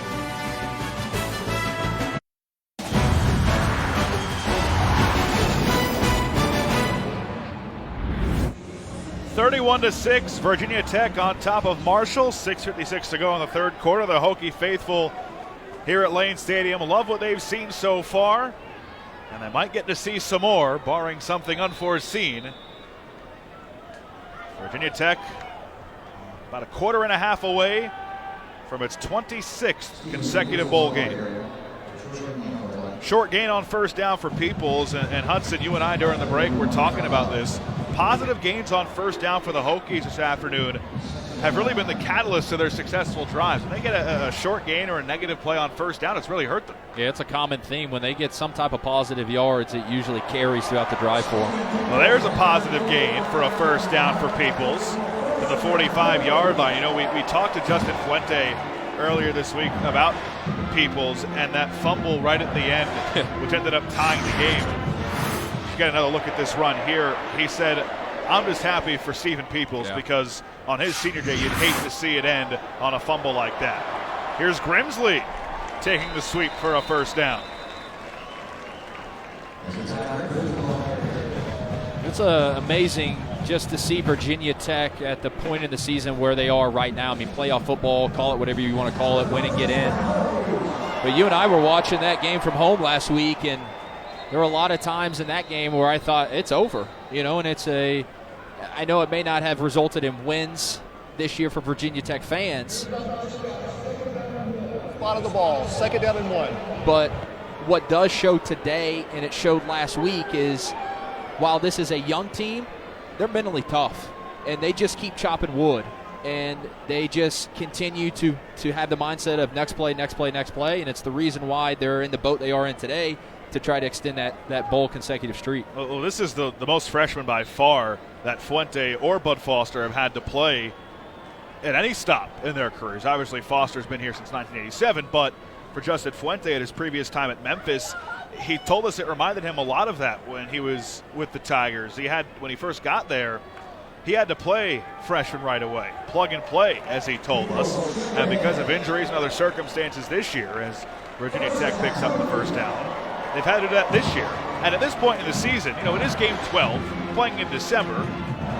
The freshmen who have played aren't necessarily freshmen anymore. Right. They have basically a full season of experience for the most part under their belts. The youngest two deep at the beginning of the season in the ACC as they set up the screen for Keene. And the tight end brings it close to the first down marker. He needed the 24. He's about 1.5 yards shy. Brings up 3rd down and short. I really love watching, whether it's the LA Rams at the NFL level or even Virginia Tech here today, teams and offensive coordinators that have the mindset to get the ball to their best playmakers in screen game. Dalton Keene there, who I think is really one of the better emerging tight ends in the country, and he's only a sophomore. Well, his catch just put Ryan Willis up over 300 yards as Peoples with a burst of speed. The first down inside the 20 to the 18. Willis, 15 of 20, 303 yards, his 5th career 300-yard game. And I said it earlier in the game, today what sticks out to me is accuracy, efficiency, yes, but he is making the mundane decision on a consistent basis. That to us is what Justin Fuente told us was probably the area of his game where he could take the next step, being consistent in every decision. He's played probably his best game of the season at this point. They fake the sweep, hand off to Peoples, and he takes it down to the 16-yard line.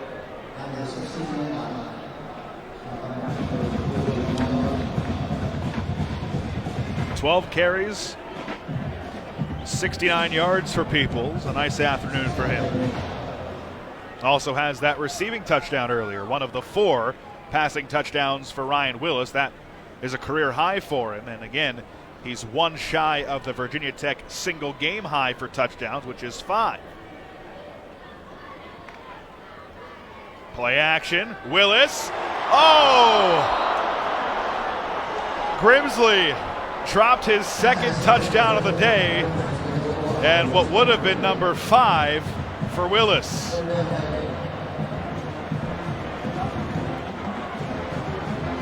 Turned up the field before he hauled it in. You can see Keene right there tapping Willis on the back of his head, because I'll tell you as a former quarterback, man, when you got the hot hand like a shooter, a 3-point shooter in basketball, that's another good strike, accurate throw with a guy in his face, too. See his head turned upfield when ball made contact with his hands. Underneath Takuma on 3rd down and 8. And he is dragging his defender on his back inside the 15-yard line to the 14. Well shy of the first down, but it'll be a field goal try upcoming for Brian Johnson, who's already made 1 today from 32. Trying to get him off of him. I think you have to be impressed, or at least I am, with Marshall's defense. You've given up 31 points. I don't think that tells the whole story. They have been put in these type of situations, especially in the second half, but really all game, and they haven't folded at all. Brian Johnson Knocks it through from 32. Second time today he's hit from there. And now he's made 4 in a row dating back to last week. 34-6, Virginia Tech on top of Marshall here late in the third quarter. And imagine if Virginia Tech was scoring touchdowns, what the score would be. Marshall, again, it's one of those things when you turn on the tape and you see defenses put in situations like Marshall has been today because they haven't been able to get out of their own 10 from an offensive standpoint. But you go back and watch this tape from a Marshall head coach, Doc Holliday perspective, he's going to see a defense that has fight and clawed, and they have not quit. No, not at all. They have not quit at all. Not just on that last drive, but you go to the previous drive with the 2 sacks on back-to-back plays by Channing Hames.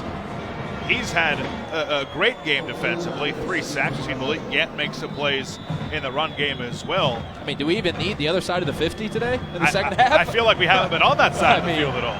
I'm sure it would like some attention. The fans sitting down there at the other part of the end zone under this Jumbotron. They're saying, hey. Where's the love for us? Another touchback off the foot of Jordan Stout. All but one of his kicks today have gone for a touchback. Best in the country in touchback percentage. And so after the 10-play, 44-yard drive that took 4:15 off the clock and resulted in a 32-yard field goal by Johnson, it was his second of the day. Marshall is trying to get something going. They made it 10-6, but it's been 24 unanswered for Virginia Tech since then. And that was the end of the first quarter. Knox, who's having a career day, gets the carry on first down. And he moves the pile to the 29-yard line for a gain of 4. We've seen Virginia Tech offensively be so effective with it today. It's the RPOs, the run-pass options. And I'm surprised we haven't seen a lot of that out of Marshall's offense. It's been really run-heavy. And look, you had success in the first half with Knox doing it, but I'm always a big advocate, a big proponent of give your quarterback an option to go somewhere with the ball that's very advantageous for your offense. Green steps up over the middle, and he has Tyree Brady to the 40-yard line for a first down. Quillen on the stop, but Brady, that's just his second catch of the day. Came into this game 110 yards away from 1,000 on the season. He'd be the first one to do it at Marshall since Tommy Schuler did it back in 2014. Schuler, in fact, did it in 3 straight seasons. Marshall's really struggled on the offensive side of the ball here in this second half as Knox gains maybe 2 yards there. In the first half, this Marshall offense put up 235 yards, but before that run, just 30 here in the second half. Yeah, they just haven't been able to get to a point in their playbook here in the third quarter, and the third quarter is basically over, where your offensive coordinator can say, hey, I can call this play, I can call that play, I can call screen, any play in the playbook's open. They've been pretty much having to play survivor mode because they've had the ball inside their own 5. On 2nd and 8 at the 43, they go back to Knox around the right side. And Knox is hauled down at the 45. A gain of 2 more to set up 3rd down and 6. And we talked about Bud Foster earlier and how he's felt about playing with such a young defense throughout the season, knowing they're going to have growing pains. But today, they held a respectable Marshall offense to basically nothing besides their 1 touchdown. And the term he used with us was we've seen in some areas they improve for leaps and bounds, but in others, inch by inch. And I think today might be one of those leaps and bounds types improvement days. To me, especially in your front 4, being able to generate pressure, again, not just sacks, because sacks can be a misleading number, but affecting the quarterback in many ways. Here's a big play and a first down for Marshall inside the 35 to the 34-yard line. Diablo makes the stop, but not before Obialo with the catch and run of 21 yards. Picks up a fresh set of downs for Marshall. There we go, finally getting across the 50 onto the other side of the field for the first time this half for Marshall. Since the first quarter, Marshall now just 2 for 8 on 3rd down. And that brings us to the end of the third quarter in Blacksburg. Virginia Tech is 15 minutes away from advancing to its 26th consecutive bowl game. The fans here love it, and they want to see their team play for one more week They'll have to hang on for 15 more minutes. 34-6 after 3. Start of the fourth quarter at Lane Stadium. It's all Virginia Tech today. You see it was 10-6 after the first quarter, but a 21-point second. 3 touchdown passes for Ryan Willis has the Hokies up big. And now Marshall finally connects on a big play. On the first play of the fourth quarter, it's a 34-yard touchdown from Green to Xavier Gaines, the tight end. It's Gaines' first touchdown of the season. They catch Virginia Tech in a too high safety look, and they run a double move with Gaines, kind of an out and up. And it's a good job of keeping the receiver on the track that he was on. There's the first explosive play for the day in terms of passing the football from Marshall. Had all day to throw the football. Really, their only other big play came on the Brendan Knox 67-yard rush in the first quarter before his touchdown. Remember, wow, look at where Justin Fuente was out on the field to call this timeout. Timeout, Virginia Tech. First charge to the half. He was at the numbers at the 10 to try and call a timeout before this 2-point play. Remember, Marshall missed an extra point after their first touchdown. Yep. So they'll go for 2 here to try and make it a 20-point game. Justin Fuente there just now trying to give Ed Orgeron a run for his money, sprinting down the sideline to call a timeout like he was last week against Texas A&M. Fuente, former quarterback himself at the college level. I don't know if he was ever listed or considered dual threat, but he still got it. Here's a look at that touchdown one more time. And probably Green's best throw of the day as well. Oh, by far. And he threw it early, which is what you can't see there on that clip, but you could see it up here with our bird's eye view. He didn't wait for Gaines to come open. He threw it with some anticipation and some touch. It's a really nice thrown ball. And so after Virginia Tech calls timeout, Doc Holliday changes his mind. He's going to just send out the extra point unit. And here's Justin Rohrwasser, who missed his first extra point earlier. And he knocks this one through to make it a 21-point game. So the math pretty much is the same there. Right. It's 20 or 21 points. And Doc Holliday elects to make it 21. It's 34-13, Virginia Tech on top of Marshall early in the fourth quarter. Marshall has made it a 3-score game thanks to Isaiah Green's 34-yard touchdown pass to Xavier Gaines. For Gaines, his first career touchdown. And for Isaiah Green, the freshman, he now has a touchdown pass in 9 consecutive games he's played in. You know, I thought this was going to be an interesting dynamic to see. Does Marshall decide to onside kick it? You're down 3 touchdowns.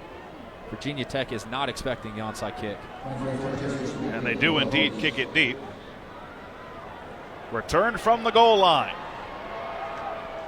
And a nice special teams tackle made shy of the 20.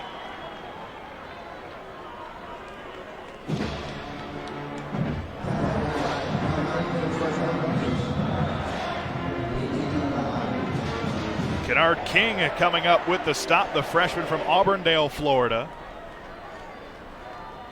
And now Ryan Willis in this Virginia Tech offense, which is very good for the most part today. Had a couple of drives where they probably would have liked to get more out of it, but how can you complain on a day where you've put up 34 points? Here's McLeese on first down, and he picks up 2 to the 20-yard line. Ryan B. on the tackle. Yeah, Ryan B., a guy who's climbing the all-time sack record there at Marshall. This is where you need this Marshall defense that coming into today's game was only giving up 2.8 yards per rush. That's Christian Darisaw, the true freshman left tackle who's down for Virginia Tech. And as he gets tended to, we'll step aside. 14:39 to go in the game. 34-13, Virginia Tech.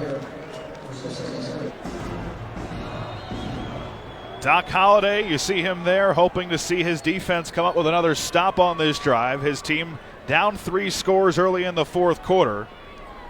Right before he went to commercial break, the true freshman left tackle Christian Darisaw was able to walk off the field under his own power. The backup center Tyrell Smith has come in at left tackle.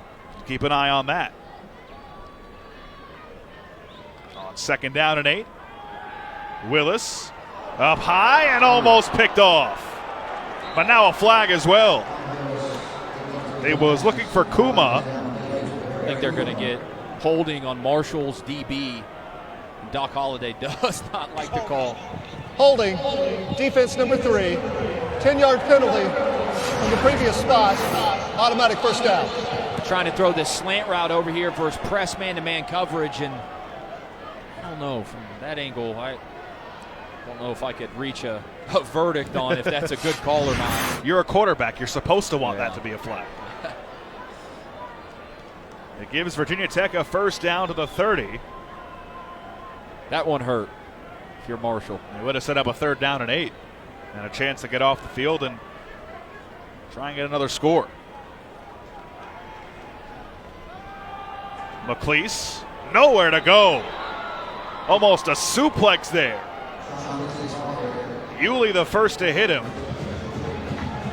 along with Malik Gant. Yeah, you're right. You filled it in. That's where I was going. Yulee, the first guy to make the play, but Gant, who's a safety, he's at the third part in terms of layers. He's in the 3rd layer of that defense, and you see again how quick he reacts to the ball. That's what makes him so special. He's 2nd in this team on tackles. Justin Fuente singled him out as the guy they have to account for on this Marshall defense. Off play action, Willis taking another shot. And overthrown, looking for Coleman Fox. Nazeeh Johnson on the coverage. Fox, a redshirt junior from Salem, Virginia. Listed as a running back, but you'll see him play in the slot quite a bit. That's where he ran that route from. So here comes Marshall counteracting with their dime defense, where they're going to try to get their best DBs on the field to counteract a predictable passing situation. And 3rd down defense has been great for Marshall this year, 2nd in the Conference USA, 16th in the country, and it was a difference maker last week against FIU for them. FIU tops in Conference USA in 3rd down percentage, close to 50%, but they held them to 4 of 14.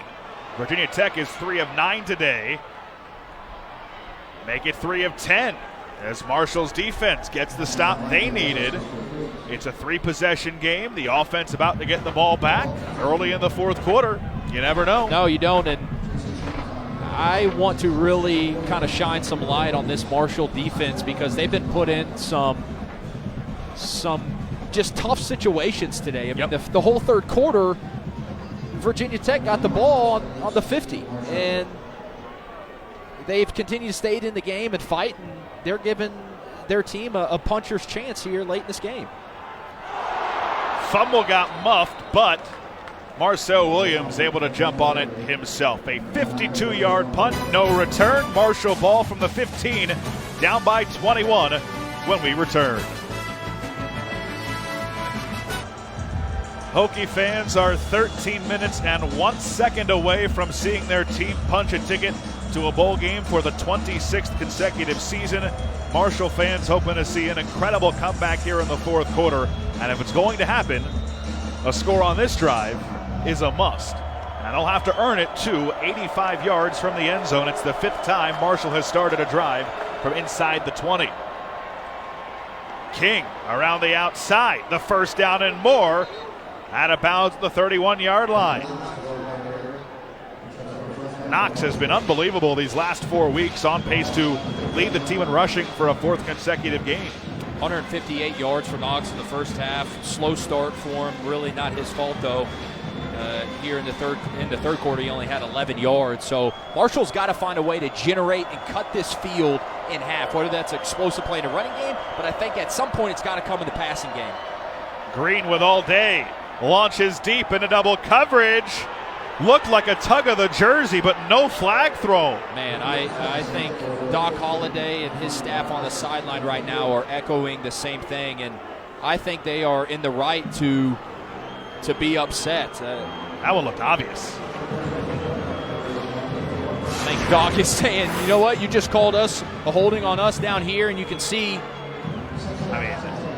Floyd right there, got his hand on his jersey, surprised the back official with his eyes on the ball, and the player right there didn't call that. Marshall has to regroup now on 2nd and 10. Green flush to his right, slings, and it's caught. Medium gain there on 2nd down.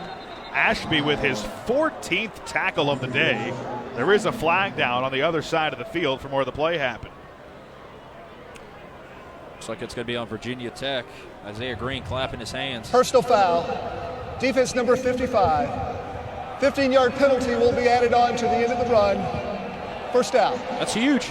It's on Jared Hewitt. That's huge. We talked about it earlier.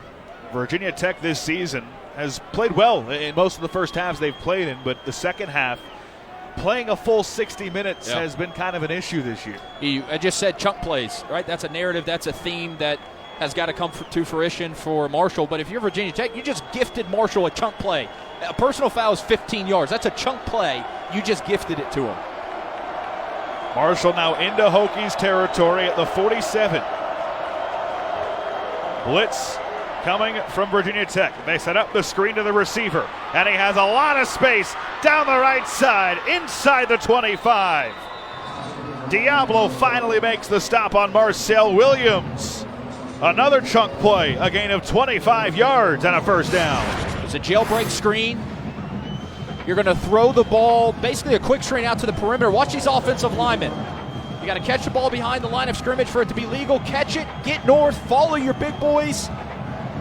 And the reason that play worked is because they caught Virginia Tech in a 6-7 man pressure. That is ideal for gashing a defense when you call that play. Knox full steam ahead, gets to the 20, picks up 2 yards. If Marshall scores on this possession, a touchdown, really a field goal does them no good, so you figure this is 4-down territory.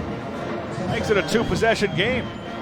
Still plenty of time left. And I think if you're Marshall or a Marshall fan out there, you like your chances of getting a stop. Even though you're down 14, Marshall defense has played well. 2nd and 8 from the 20.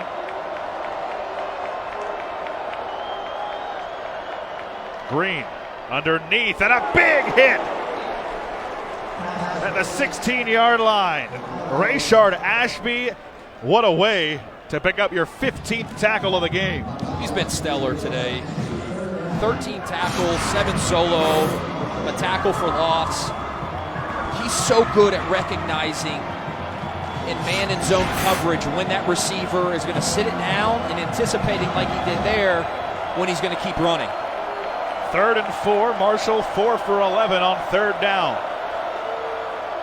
They go on the ground to Knox, and the second effort.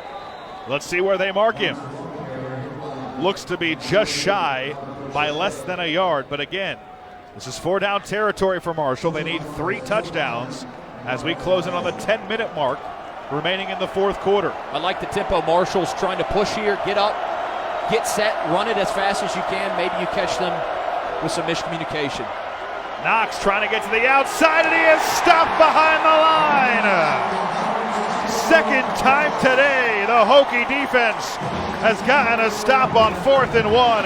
Tyree Rogers with the tackle and a turnover on downs. The Hokie defense gives the ball back. 34-14, the score remains. Tech, the second big stop on 4th and short here now as they lead 34-13. And it's been a bend but don't break mentality for both defenses today. But Virginia Tech most recently stopping the surge of Marshall's offense on that last drive.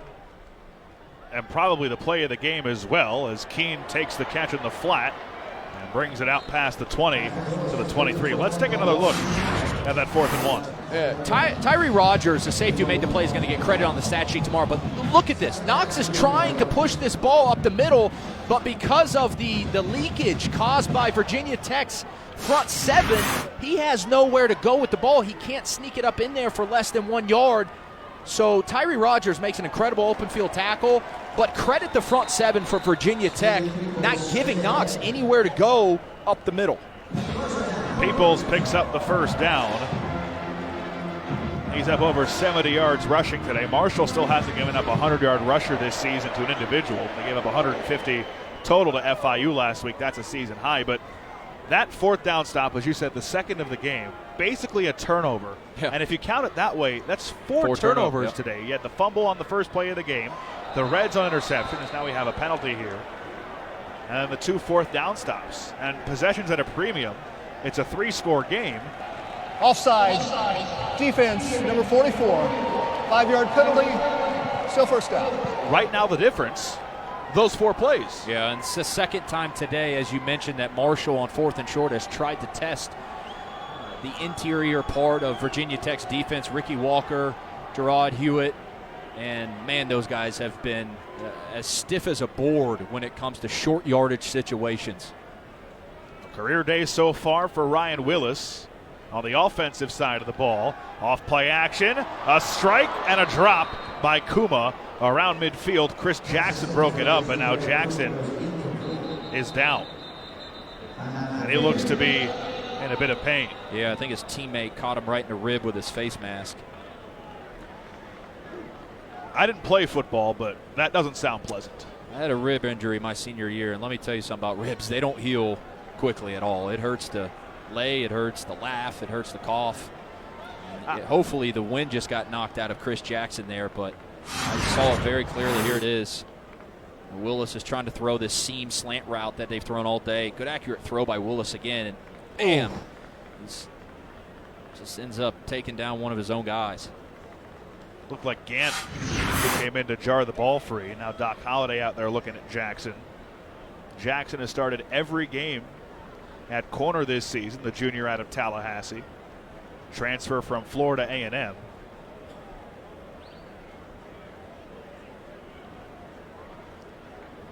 And so while Virginia Tech is playing for their 6th win and a bowl, Marshall on the other side, they've already qualified for a bowl game. They went 8-3, 6-2 in Conference USA, finished 2nd in their division, a game out of playing in the Conference USA title game.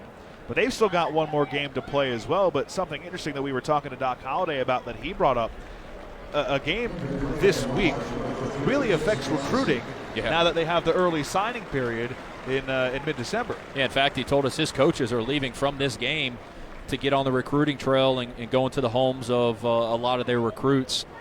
You know, I'm a big believer that whenever, from Marshall's standpoint, when you have a chance to play a big school like Virginia Tech on TV, and that is more important to me in recruiting.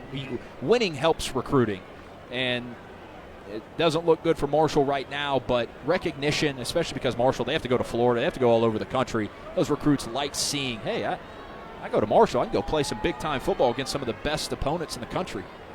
And you mentioned winning, and this is a program, as you saw Chris Jackson able to walk off the field with some help.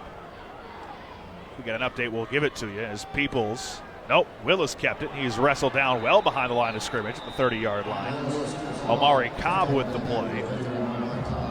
This Marshall program has done a lot of winning in the 9 seasons under Doc Holliday. They won the 2014 Conference USA Championship. They've won at least 8 games in 5 of the last 6 years. You look at some of the quarterbacks that they've produced. When Rakeem Cato was at Marshall, Chase Litton, who was the quarterback the last couple of years, now he's with the Kansas City Chiefs on their practice squad.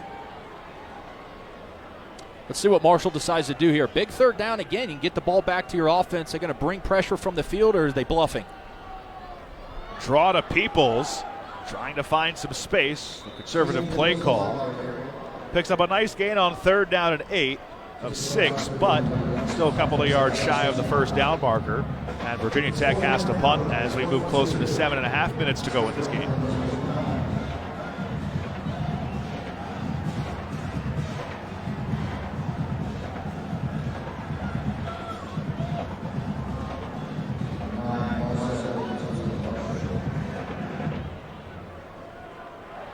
Another penalty on Marshall. That'll give Virginia Tech a 1st down.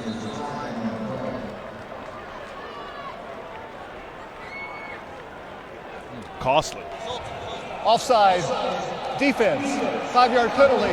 That foul will result in a 1st down. So, Hudson, when you're a team like Marshall and you go on the road to face a Power 5 school like Virginia Tech, who's got a lot to play for, coming off an emotional win last week against their biggest rival, you pretty much have to play a perfect game, and today has been the opposite of that. Yeah, and Marshall, both these teams really, They're really good on defense. They're exceptional in special teams, and that's been the recipe for success for them this year.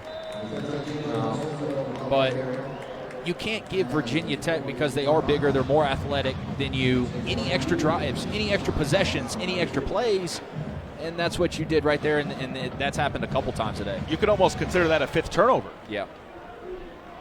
I don't understand that either on pump block. You're literally watching the football. Jalen Holston just had his first carry of the day, and now the 11th penalty if it's against Marshall. Offside. Number 1 on the defense. 5-yard penalty. That foul will result in a first down. Again, an attribute of Ryan Willis's game. You see him growing up kind of in front of our eyes, using the snap count to his advantage. He did it earlier on a predictable 3rd down passing situation to Marshall's defense when they knew they were trying to get around the edge. You're pretty giddy, cleats dug in the turf, trying to get to the quarterback. I like that out of the quarterback. You got 4 or 5 different variations of your snap count. Mix them up, use them all. Holston again. And he takes it to the 43-yard line. Jaquan Yulee, Mike linebacker, on the tackle. Championship Saturday in college football, Hudson.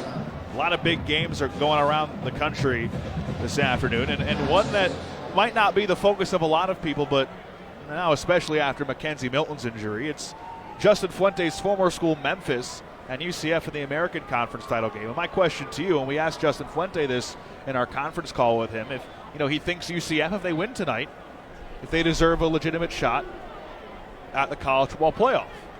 And he, of course, had the caveat of, I'm definitely rooting for Memphis. Yeah. As Trey Turner takes it to the 40-yard line. Malik Gant on the tackle.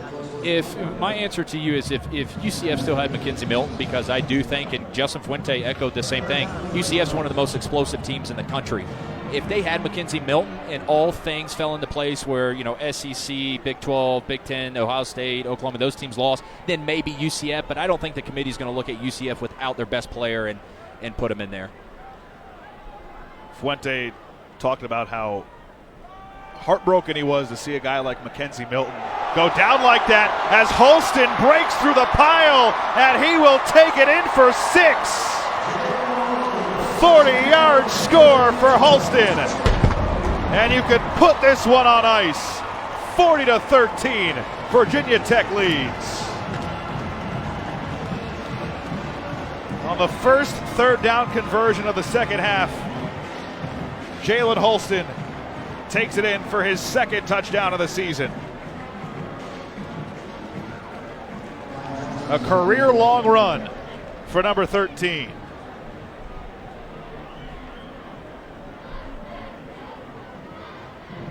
Johnson adds the extra point, and the Hokies now on top 41-13 with under 5 minutes to go in the 4th. Really the first time all day that I feel like Marshall has let their guard down defensively and not played all the way through. And when you got a fresh-legged running back like Jalen Holston in there, look at your quarterback. You think he loves the players that he plays with, the passion, the energy to carry out his fake all the way to the end zone? That's what you like to see, but really the first time I think all game, because Marshall's run defense has lived up to the hype, that maybe it's a credit to a running back like Holston being in there who hasn't had a lot of reps today, and he's got some fresh legs, which allowed him to kind of power through there and break that for a long one. It's the beauty of having depth at the running back position, and you see it all across the country, but you really see it at Power 5 schools, Georgia, Alabama.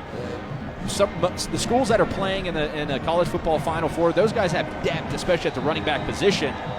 And we talked about Marshall having that, 3 to 4 different guys, but Virginia Tech can get to the point where they've got McLeese and Peoples and Holston that they really, really believe in and can rely on, and to have 3 different running backs for your bowl game this year going into next season. I know you'll lose Steven Peoples to graduations, but man, that makes a difference maker in your offense. Another touchback for Stout. And with 4:56 to go in the 4th quarter, Marshall takes over at the 25-yard line. Look at Stout out here just padding stats. Love it. Best at his job in the country. Nobody does it better on touchbacks on kickoffs. Is there a record for that? Than that man right there.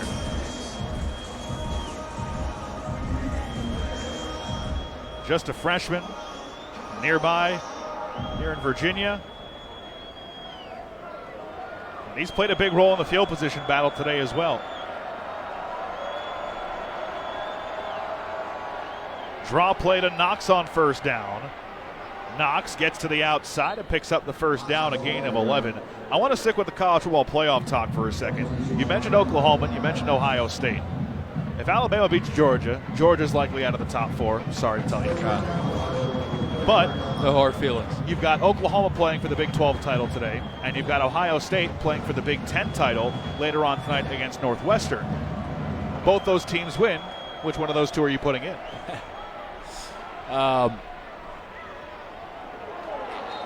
I think you got to look at,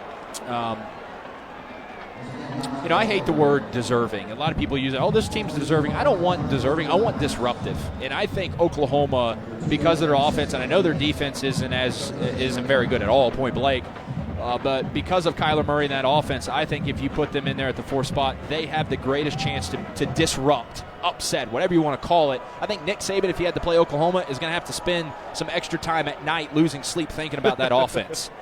Short completion for Green. Caught by Levias. Artis on the tackle brings up third down. For me, I look at the two losses. They're pretty similar. They're both going to be conference champs. Both going to have one loss if they both win. The one loss for Oklahoma by one score on a last-second field goal to Texas in a rivalry game. Right. And Ohio State, Purdue's a bowl team. The optics are totally different. Right. And Jeff Brom is building something great at Purdue.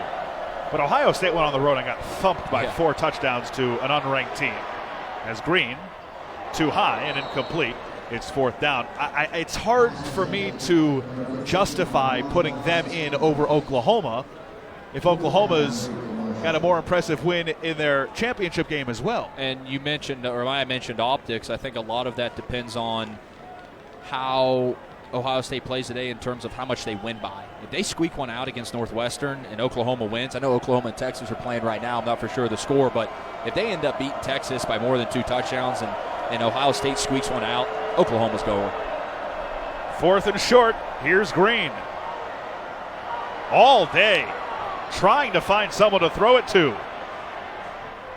And has his tight end for a first down to the 40-yard line.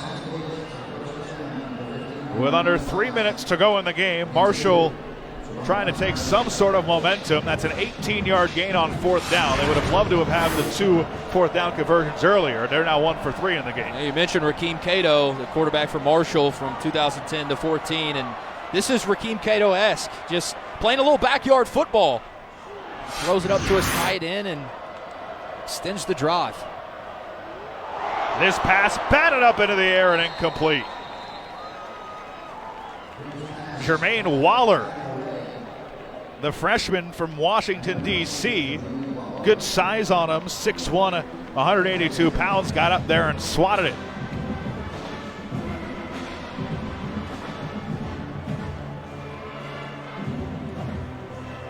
So it's 2nd and 10 for Marshall.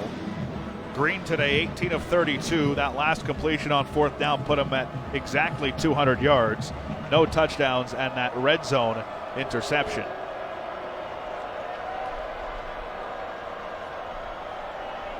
Green pressured, steps up, he's going to take off. The first down and more, and he ducks out of bounds at the 25-yard line. Again, Marshall already clinched their spot in a bowl game. They were hoping to finish the season on a 4-game winning streak, but that looks like it's coming to an end. Virginia Tech had everything to play for. Now that Florida State's bowl streak is over after a 5-7 season in Willie Taggart's first year in Tallahassee, Justin Fuente, with all the adversity that this team has had to deal with this year, is 2 minutes away from Virginia Tech going to their 26th straight bowl. Here's a bullet caught inside the 10 by Xavier Gaines, who had the touchdown earlier. Shamari Connor on the coverage. And it'll be 1st and goal for Marshall with 1:51 to go in the game. You've seen Marshall have success with those jailbreak screens with the linemen getting out, and that really was a play on of that play. They pump faked the quick screen, and throw it to Gaines up down the sideline. It's a good job of Isaiah Green understanding that the defensive back for Virginia Tech was playing over the top and throwing the back shoulder ball. First and goal from the 5. And looking for Gaines, a nice defensive play by Khalil Ladler to break it up. His 3rd pass breakup of the season. Brings up 2nd and goal.